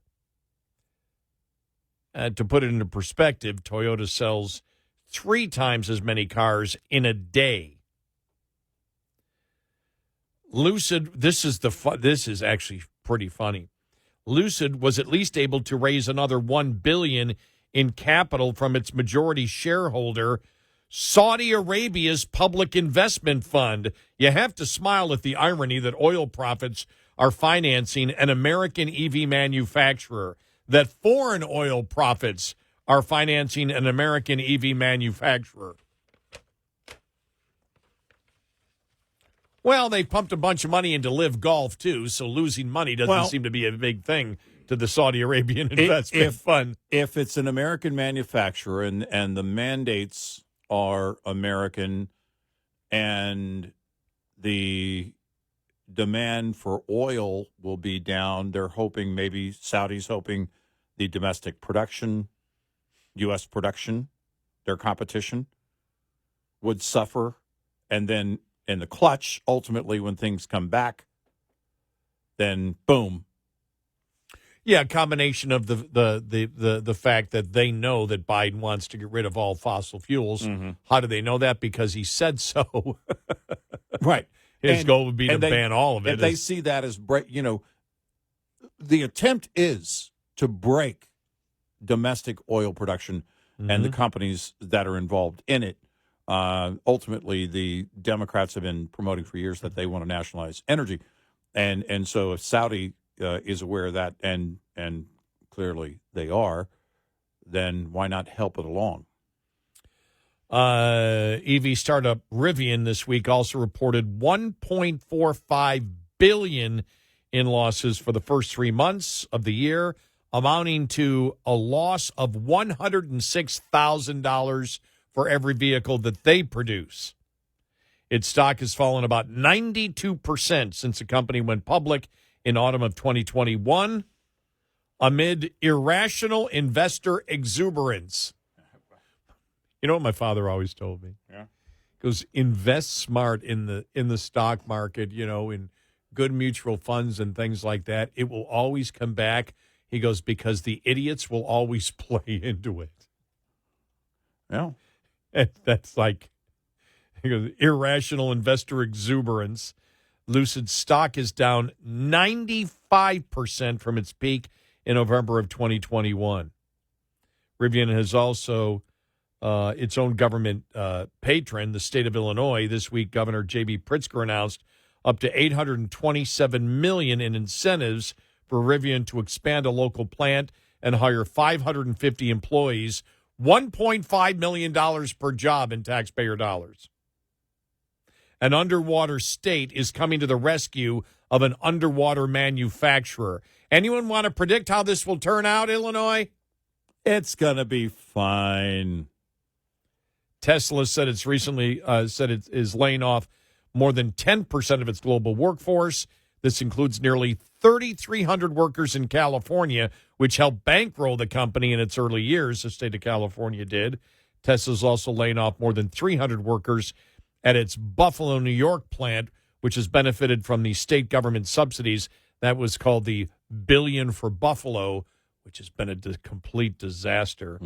Not to worry, the administration this week rolled out a $100 million in subsidies for EV parts. Manufacturers are at least trying to cut their losses. Why isn't the administration? Interesting, because I had to take an Uber yesterday, and I got in. The guy who picked me up had a Tesla. Yeah. And so I started asking him questions. What does it cost? Now, he's in the state of Texas. And I said, how long? Well, he's got a charger at home. I don't know how much it costs him to put the charger in at home, though. I failed to ask that. I'm sorry. I didn't. I just wasn't. I was more worried about what was the price of electricity that he was paying. Right. But it takes 7 hours and to charge at home, 7 hours, and costs him $7 to charge at home, not including the cost of whatever the charger was. If he uses one of these superchargers, and he had it right there in the Tesla, all the different ones within like a 5-mile radius, or quite a few, $21 and $21 and 45 minutes it takes for him to charge it. Anywhere between 29 and 37 cents per kilowatt hour is what it cost him. Now, at home, kilowatt hours, probably you're paying, 13 to 15 cents an hour in Texas? Yeah, somewhere there. Somewhere around there? We know California's 35 cents per kilowatt hour. When you look at, and so I decided to look, California, if you want to do it from the supercharger, is, this was in January this year, it's probably gone up since then, 50 cents per kilowatt hour. My God, that's huge. It would get him 262 miles without the air conditioner working. And it was a hot day yesterday. He had the air conditioning working. So when you see in California, which is where most states are going, including the state of Texas, when it comes to the cost rising, now it may be taxpayer subsidies paying for it, but per kilowatt hour, what you totally pay for it in the state of Texas is going to go up because we'll be subsidizing everything. Yeah. We're subsidizing the wind and solar in order to produce it. We'll be subsidizing the natural gas as a backup to the solar and wind. So we have an unnecessary redundancy that must be paid for. And since the backup cannot make a profit, the taxpayer or anyone who is buying electricity has to pay for that. That's going to come the cost of doing business. I mean, it's insane. It's absolutely insane. You and I've said it many times before, but the state of Texas felt they had no other choice because of the federal government and the subsidies they're giving to solar and wind that they can't fight. So they went to it wasn't the legislature, it was the people of the state of Texas in a referendum that approved that. And you and I talked about that last November. It's like, it's insane, but we understand why the state did it, because they said we can't fight the federal government. And if we don't do this, if we don't start creating a fund for backup power, we're screwed. Then there won't be any. Right. Yeah. Oh, yesterday was another. It didn't happen, but was another ERCOT warning here in the state of Texas. We went up to, 91, 92? My truck in my neighborhood read 96. I don't know how accurate that is, but that was late in the afternoon between 5 and 6. So, yeah, hot. And it's not even mid-May yet. Well, like I said, nice vehicle to be in. No, they're cool cars. They're really, really cool cars. The question is practicality. Well, and ultimately, where does demand come from? We see the ebb and flow in demand with gas-powered vehicles, and it's based on the cost of gasoline. Gasoline skyrockets. People don't love those big SUVs or trucks anymore. Gas is cheap, and sales for larger vehicles goes up. We see that ebb and flow. But one thing that you're looking at here is not the demand. The demand is secondary to the mandate. GM announcing they're going to do away with the Chevy Malibu. The car's been around for 60 years. And they say they're going to focus more on EVs. Well, you're not focusing more based on genuine demand, on organic demand. If you're focusing, if any OEM is going to focus more on EVs, you're trying to solve the conundrum that you're in based on the government mandates. And there's no way around that. You don't start planning for 2030 or 2035 in 2029.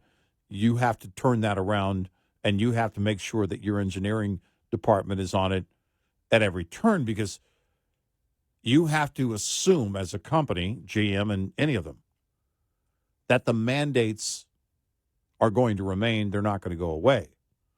I believe that there's a good chance they're going to be kicked down the road or may go away altogether because there won't be demand.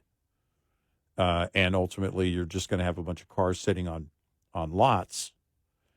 But if you're running a company like that, you cannot plan that way. You can't say, well, let's cross our fingers and hope we're right on this, that the EV mandates will be gone. Nope. You have to move forward accordingly. This is the cost of vehicles, and right now, where we are right now, all of that has to do with these mandates, different CAFE standards and mileage standards that have been in play for anything on the road over the years.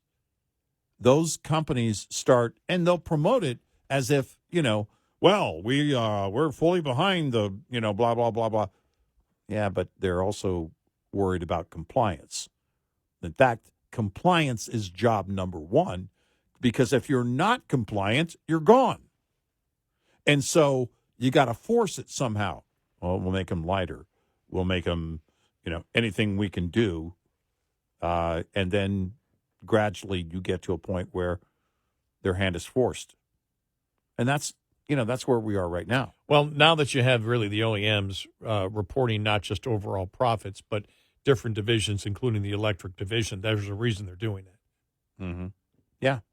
Ford's numbers came out the other day, and it was just like, what were they losing? Like $130,000 a vehicle. Mm-hmm. They want the public to see that. Yep. They want to be able to separate it.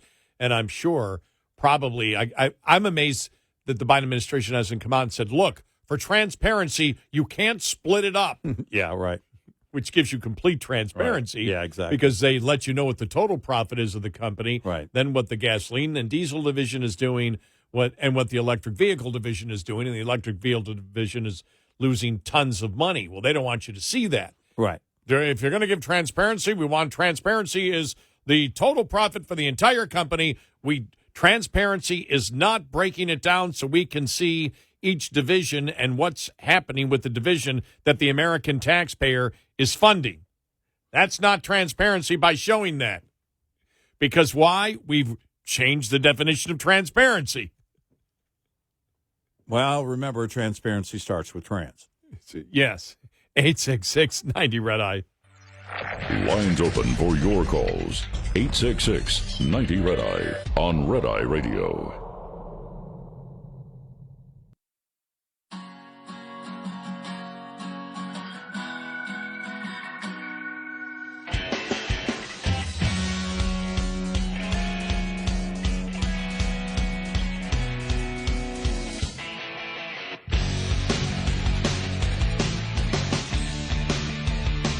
It's Red Eye Radio. He's Eric Harley, and I'm Gary McNamara. Man, you following that story? I mean, it's a national story, but it's a huge local story in Chicago, where the mayor attempting to hide the migrants because of the DNC coming up and moving them to places in South Chicago, and he had to back off on it because that's where the local news is, and we had said this a long time ago that. People said, well, the national media is not going to cover what's happening in these cities, so it's not going to benefit Republicans. And we said, no, the local news will cover it. Yeah. The local news will cover it, and they're covering these stories because that's where I'm finding a lot of the times before it hits the national news. In fact, it's hitting the national news today. It's been in the local news for quite some time now, if you're paying attention to the local news in Chicago. But we'll get to that. But it's Democrats again claiming they want something, then trying to hide it when there's a big convention in town. Right. Man, I can't wait. I can't wait for the convention. I have to put the asterisk there now. If there is a convention, I don't know how the Democrats pull it off with all the radicals now. I don't know.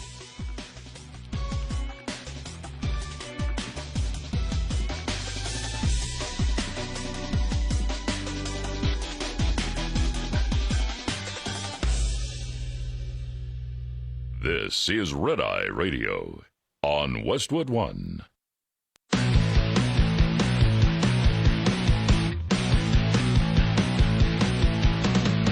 Now, it's Red Eye Radio. Gary McNamara and Eric Harley talk about everything from politics to social issues and news of the day.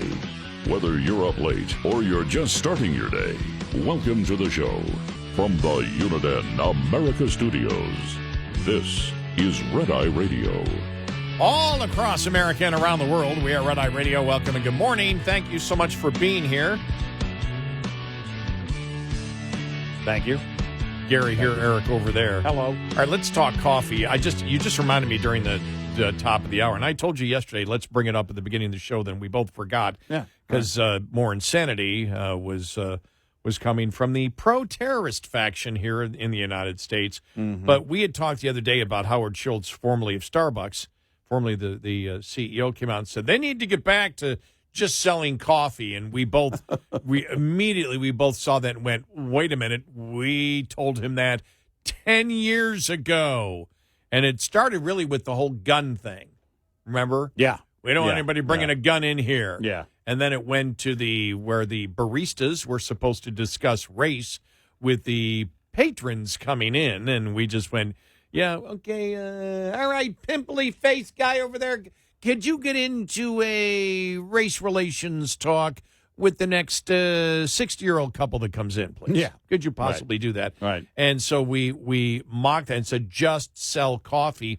It's interesting because been telling me the last couple of days, you've been doing a lot of reading on this and following what caused him to say that and the situation at Starbucks right now that gets back to everything that we talked about when you're a corporation and you get involved in politics. Yeah, it's interesting because, and that was our point going back to when, Schwartz started talking about that with the gun thing and then the Let's Talk Race thing. And we said, look, you're CEO. You can have, like Kevin O'Leary said the other day, yeah, you can have an opinion, but shut up about it.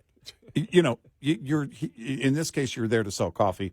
And if anybody wants to bring you on to talk about coffee, then great. Otherwise, do your job. You have a fiduciary responsibility to your stockholders. By law, there are things you need to be doing, and so you need to take that part seriously. So when he said that recently, like you said, it really kind of made us laugh. We giggled about it, and the story of the fall of Starbucks and their decline in earnings, and the first fiscal quarter of 24, which is the fourth calendar quarter of 23, was interesting. And to me, it's always been interesting because anecdotally, I've noticed in my neighborhood, the traffic was lighter and, at those locations. And I was like, I don't know what's going on. I don't know if it's adjacent construction or something that's, changing the traffic here at the store or what's going on.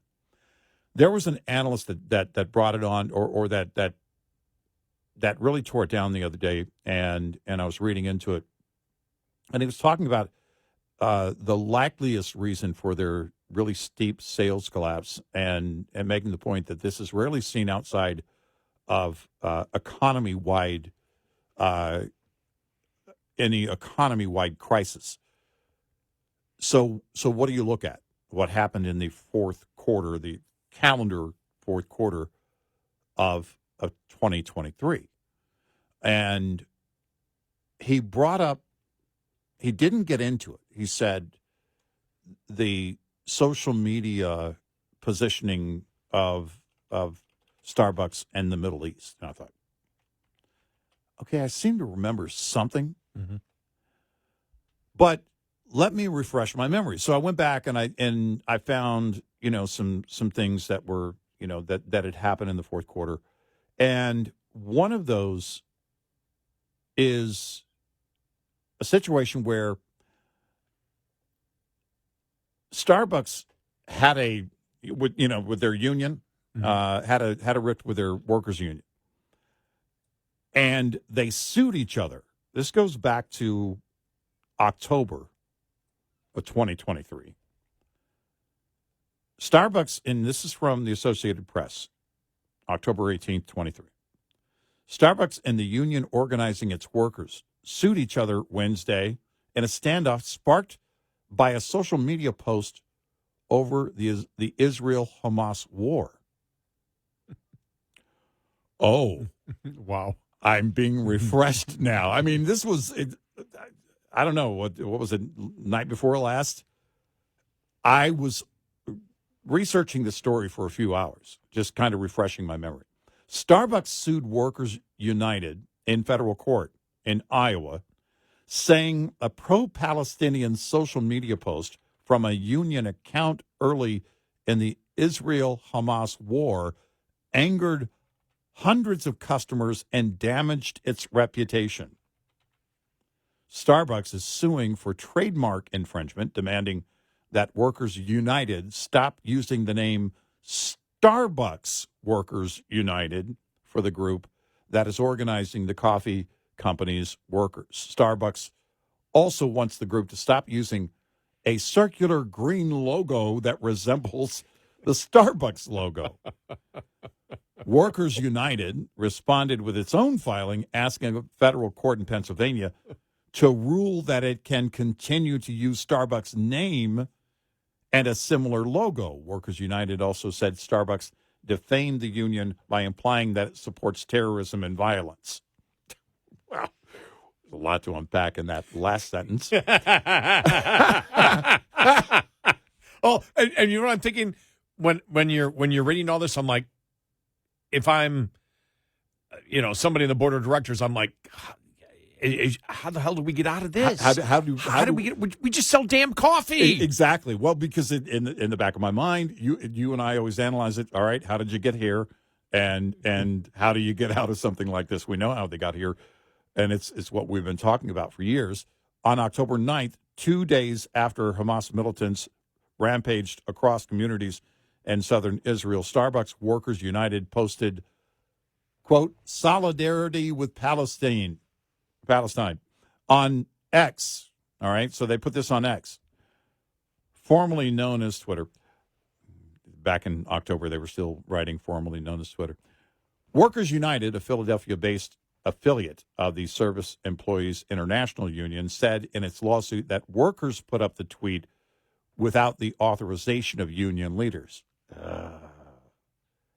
But did they have access to the account?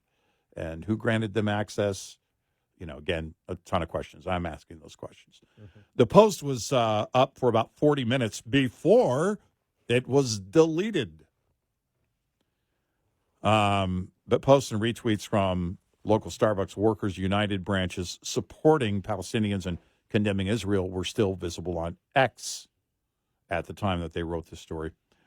And this goes back again, October 18th of 2023.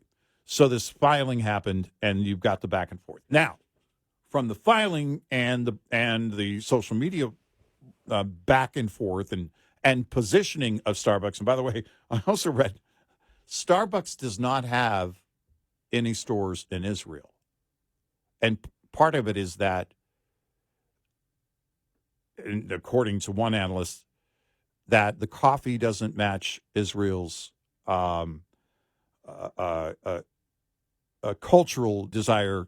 They prefer a darker coffee. That's how they wrote it. They prefer a darker coffee. And I thought, is there anything darker than Starbucks in terms of the coffee? Yeah, I know, yeah. So that would have to be a pretty rich coffee. But then I can't support Israel anymore. That's it. Because I don't like their coffee. Right. It's not anything else. It's the coffee. But no, because I was curious to know, right? All right, where's the back and forth? What the money flow? We hear this from the protesters. Stop supporting Israel in this way. Stop divest. And all this. And so Starbucks doesn't have any stores in Israel, and they have tried. It just didn't work out. But then you have this, this whole thing of, and then Starbucks is coming back going, look. We don't, they didn't get into the whole thing about terrorists and the atrocities committed by Hamas. They said, look, we can't support this kind of violence. They use that word violence, in their response and things like that. Trying to basically walk themselves out of this and also protect their brand and say, look, these are union workers. That's not us. That's not our company making this statement. So we want to be very careful and clear with our customers. And it tells you what? It tells you that the pro-Israel customer at Starbucks had a problem with that right away. And Starbucks is right to protect their brand. The union can have its own, brand and everything else, but you don't get to commandeer the brand of your employer. You just don't. If you put local 5 of the the Teamsters Right. of employees that are employed by Starbucks, that's one thing. Right. But if you say Starbucks union Right. and lead with Starbucks, Right. I would say that is probably copyright infringement. And so you've got now in that scenario. So again, this goes back to we're mid-October, just days after October 7th. Mm-hmm. This is playing out, and the pro-Israel Starbucks patron customer is not happy, and then Starbucks files lawsuit. Now, the anti-Israel Starbucks customer is not happy. And the analyst was breaking it down this way, saying, look, when you see this, unless there's some kind of major crisis, that happens. So we could look at like COVID in the first few months of COVID, same store sales just dropping dramatically. In fact, in its category, there's nothing similar to this drop in that same quarter of last year, except for Chipotle, and they apparently had an E. coli scare. I don't remember that, but that hurt some of their same-store sales. So you've got customers now that are turned off by the brand on both sides of the Hamas-Israel war. And that's something that you look at, with them building this whole thing out of, they built a very liberal company, if you think about it. And they had a very strong liberal customer base. But on this, if you're one of those radical liberals and you find out about this, even if you're not a protester on a campus or anything like that, and you're not that involved, you may decide, you know what? That leaves a worse taste in my mouth than anything, and I'm just not going to go anymore. And the question is that temporary? Is it isolated to that quarter, or are people reviewing that? Now, you can look at other conditions, people talking about how inflation is hitting. Now their personal debt's at an all-time high, savings at an all-time low. Does it make sense to go out and buy coffee for, $5, $6, $7 a cup every day when you can make it at home for 50 cents? And it's not Starbucks, but my dad every day would want a coffee, and so my brother or sister would go out and get him a coffee and get one for himself. And I said, guys, why are you paying that? Let's get one of the machines. This is for Tim Hortons though. Right. I'll even get you the K-cups so you're not wasting coffee. Mm-hmm. And, you can get those, I think, I pay is 44 cents a piece instead of $3. Right. And it's funny because now I supply their house with their coffee. They call me, they go, could you get us more? Because I'm the one that suggested it. So it's like I buy their, but they thought of it. So if they thought of it, and they weren't looking at it as an expense that they couldn't handle. I just came up. But the fact is that decision was made, and now they get a lot cheaper coffee. So if it's being made there, people are also making those decisions on coffee. I think with inflation, that would explain it. And again, when you isolate it to that quarter, you have to ask yourself, okay, what happens in that period? Has this been a steady decline? Well, if it's isolated to that quarter, something happened in that quarter that really set off the customer base. And I think that controversy over the lawsuit and basically the positioning of the union and Starbucks and the Hamas-Israel war is certainly a big part of that. Again, other factors are included. Habits changed after COVID. People, that were getting their coffee on their way to work every day. But again, if this is isolated to that quarter, well, that's not unique to that quarter. What is unique to that quarter? October 7th. Another point coming up on that next, 866-90 Red Eye.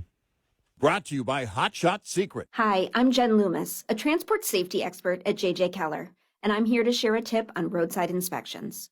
Roadside inspections all begin with the driver interview.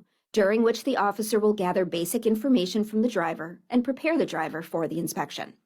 The officer will also be evaluating the driver, determining if the driver can speak English, is under the influence of anything, has an illness, or is fatigued. The officer will ask the driver for required documents, including vehicle and driver credentials, the driver's log, and shipment paperwork. The officer may also conduct a vehicle inspection. Before beginning the inspection, the officer will take steps to make sure the inspection can be done safely. These include chalking the wheels, wearing personal protective equipment, and explaining what will be required of the driver. The driver needs to pay close attention to these instructions so that the vehicle inspection can be conducted in a manner that is safe for the inspection official. This tip was brought to you by J.J. Keller and Associates. Visit us at jjkeller.com. Get in touch with Red Eye Radio, toll free at 866-90-RED-EYE.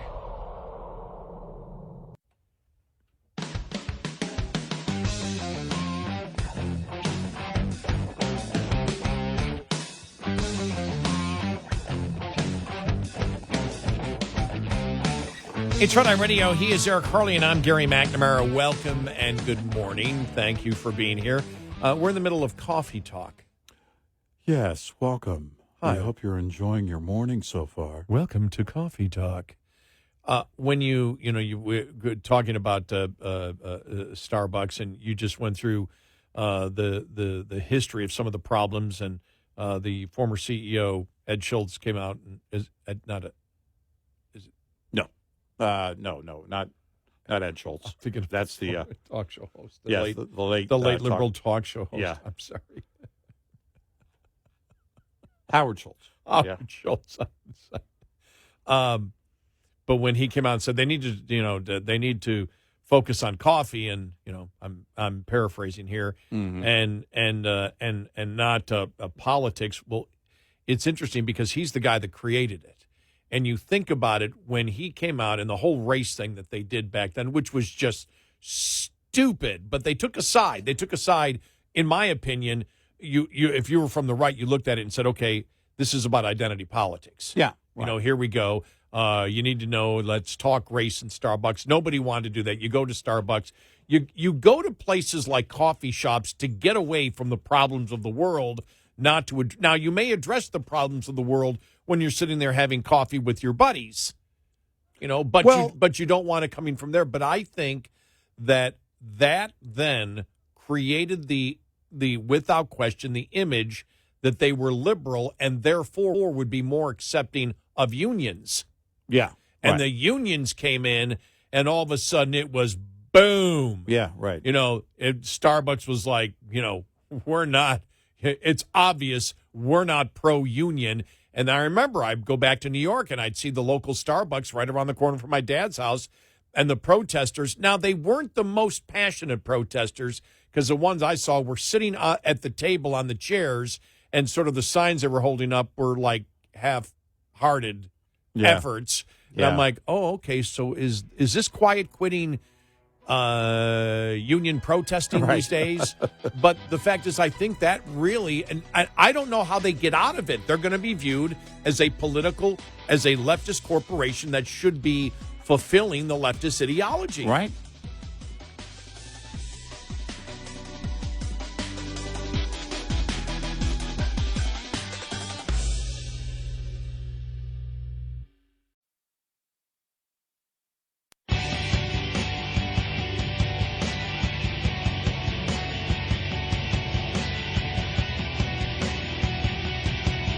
Autonomous individuals in unison. Gary McNamara and Eric Harley on Red Eye Radio. And he is Eric Harley, and I'm Gary McNamara. Just involved a little bit of coffee talk, talking about Starbucks problems and the political situation that they have caught themselves up in, to the point where the guy who actually started all the politics in it, Howard Schultz, the former CEO, is now saying they need to focus on coffee, which, if you've listened to the show for any time, I mean, we've just pounded that. You sell coffee, sell coffee. Yes. And when you sell, look, if you're going into the coffee business, watch the old Folgers commercials. That's all you need to know. Yeah. The kid coming home from college. The smell of coffee, whatever. Coffee is about relaxing. That's what it's about. People don't want to face. People are going in to get coffee in the morning because they're going to face the cold, hard world. They want a couple of moments of peace. They need a drug. They need it right there. They need a drug. They do. They need a drug. And they're admittedly addicted to this drug, overpriced drug. I have a guy who can get me this stuff a lot cheaper, by the way. And it's pretty good. It's not even cut. And all that creamer and caramel and junk. No, make it pure. The whole thing, you mentioned it, it's a lot like the Bud Light thing.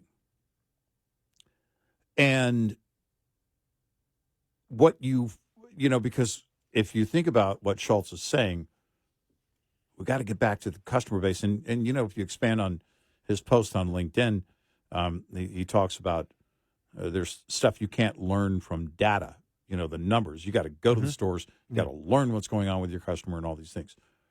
But the conversation, and we talked about this with Bud Light, you just changed the conversation that was none of your business. Starbucks did that with, let's talk race.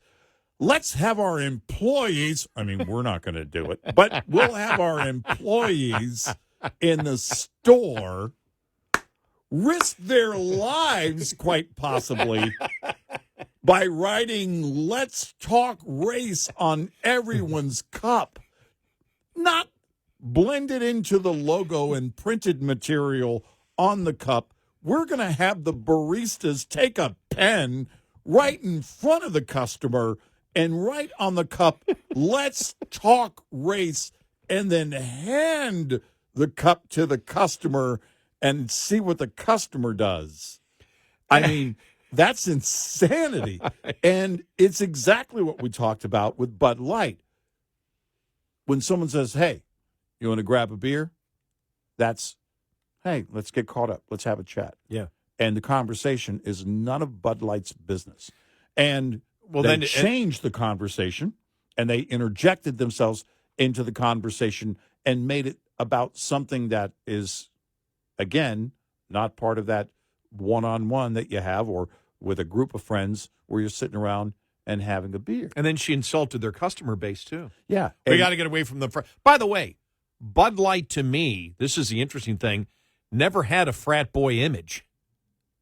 No, it was a working class image. Right. I never viewed it. We need to go away from the frat. Right. I'm like, do you even know what the hell you're? And by the way, you're the marketing person.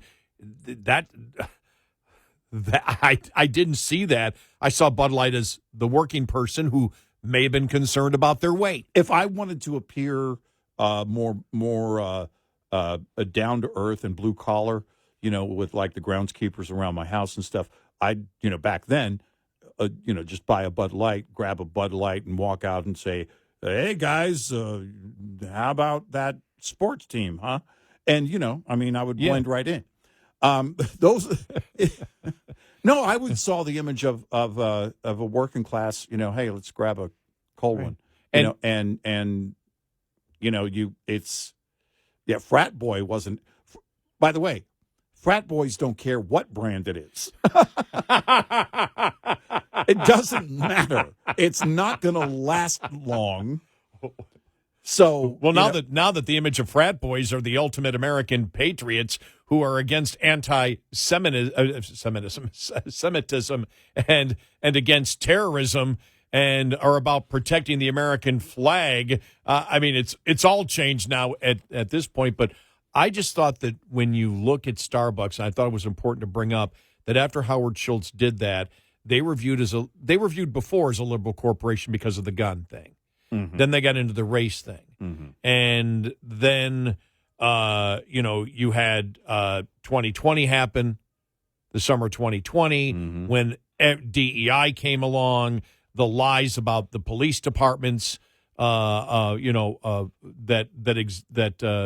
was throwing out the police departments are systemically racist to hunt down and kill blacks, and everybody jumping aboard on that. And then the DEI, all of it's falling apart. Yeah. All of it. Right. The image of Black Lives Matters is gone. Yeah. That's history. Everybody now is, I'm telling you, every single board of directors is concerned about now at major corporations, the DEI programs that they put in. And many are saying, okay, we need to keep it DEI, but we need to take the racist stuff out.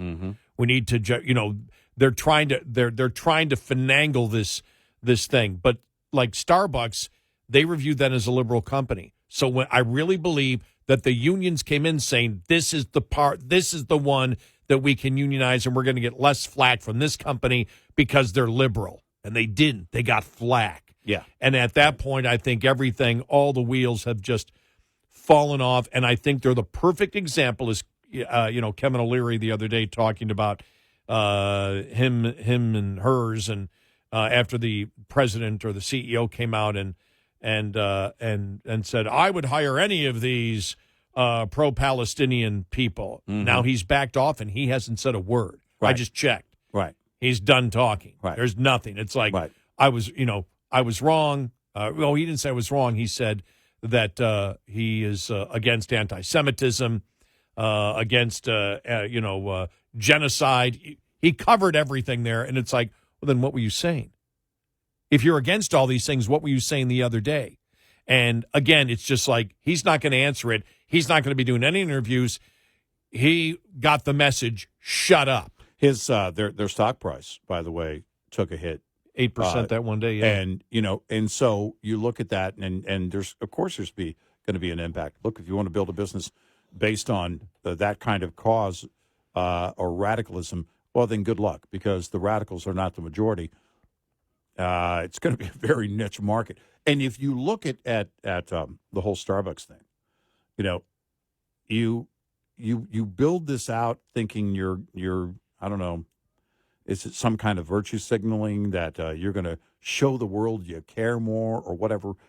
Eventually, as we said with the left, that as the left has every day created more and more victims, at some point you're going to become the oppressor. Even if you're an ally today, you're going to be the enemy tomorrow, and we're at that point. And it's because you can. And I don't know that, by the way, that this is long lasting. It could be a blip, but if it's not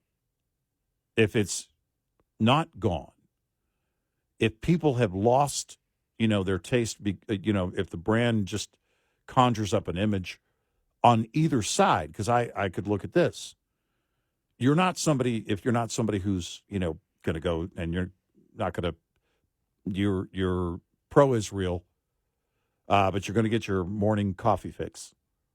But you see this, and all of a sudden you're thinking, all right, what am I going to run to if I go in the store? I mean, are there radicals working at my location, the one I go to? Are they going to be serving me at the drive-thru? Because this is a big deal. And it could be something that changes once you change, here's the difference too. For many people, it's a daily routine, not just habit. Once you change the routine and people find something else, it's hard to win them back. And if they think that, okay, yeah, they went too radical, or at the very least, they let their union get too radical. They let the radicals within the union, even if it's not every union member, they let that go too far. And I'm not going to risk having to deal with somebody, in a location like that. I don't want to be a part of that at all. I support Israel, or for whatever reason, I just don't want to get involved. I want a cup of coffee. I want to show up at a place, serves me coffee, and that's going to be my routine. And once they establish that new routine, the question is, do they ever come back? Time will tell. But something like this, as this analyst was writing about and talking about the other day, is usually tied to some event in that period. In this case, October 7th directly correlates. The lawsuit, the back and forth between Starbucks and their union correlates. And then the social media. Rick Scott was one of those who called for people to, boycott Starbucks. If you're pro-Israel, boy, you shouldn't go there and that kind of thing. Long term, what effect is there? But if you add in again the psychology of it, because it's still very much alive. The protesters are still out there. We're seeing it daily. It's at campuses. It's not at Starbucks locations, but it's at campuses. But if you believe that you might run into one of these radicals, at a place, you're going to do everything to avoid it. And again, once you establish that new routine, you probably aren't going to go back to your old routine, especially when it comes to your morning routine on your way to work. This is I'm asking a question, and by asking the question, I'm not making a statement, but it's 'cause a lot of times you can ask a question and like, okay, you're actually not asking a question, you're making a statement, and I'm not. But I genuinely wonder whether the union movement got involved in trying to unionize fast food and starting with Starbucks, because there's no way you can't have an ounce of brains and believe that that's how you're going to bring back the union movement. It's Right. the same thing that in the automobile companies where they're cheering, like, okay, we've got a union contract here, where you're like, well, no, you got the union contract because the company realizes that the administration is rewarding union companies with free subsidies and they're getting killed on EVs. So like in was it the Ford one where they didn't object? The management did, no, Volkswagen, where the management didn't object at all to the union. There was no campaign against Volkswagen, the union yeah. because they're going to get subsidies. Right. Well, if you believe that's what's going to bring back the union movement, you're nuts.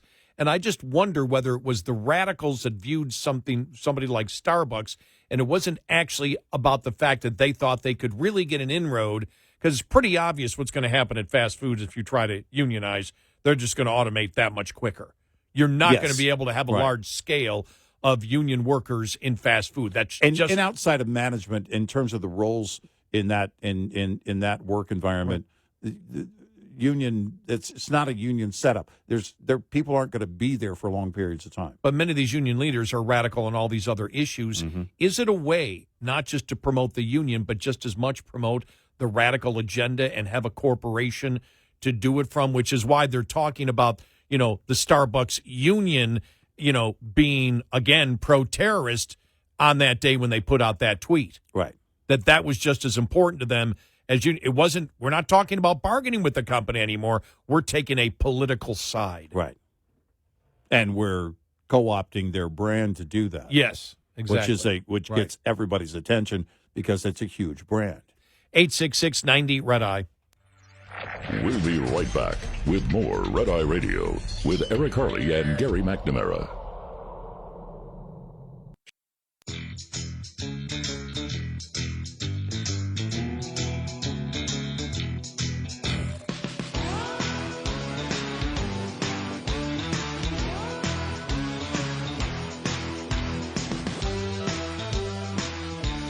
It's Red Eye Radio. He's Eric Harley. I'm Gary McNamara. Coming up following the top of the hour, we know about the Trump trials going on. Great article yesterday. It's something that I really hadn't thought of. I guess it was in the back of my mind, but it never came to the forefront. I went, wow, what a great article. And you just wonder what would happen. And it's basically saying, if Trump goes to jail, how will that affect the markets? How will that affect Treasury bills? Who's going to want to invest in the United States if now people believe we're a banana republic? Who can put? How will investment view the United States if that happens? That's a great, because we talk in terms of like the state of New York, right? Yeah, with the AG of New York, yes, and the cases there against Trump. Okay, who would want to do business in New York? Now think about who wants to invest in the U.S.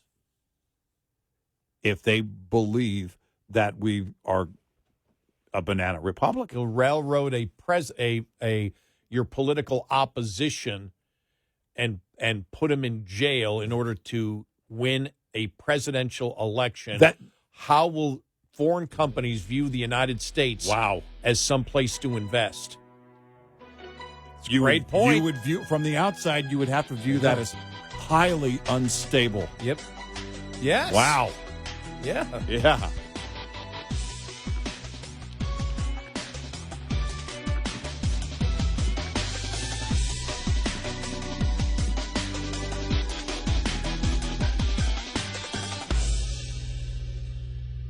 This is Red Eye Radio on Westwood One.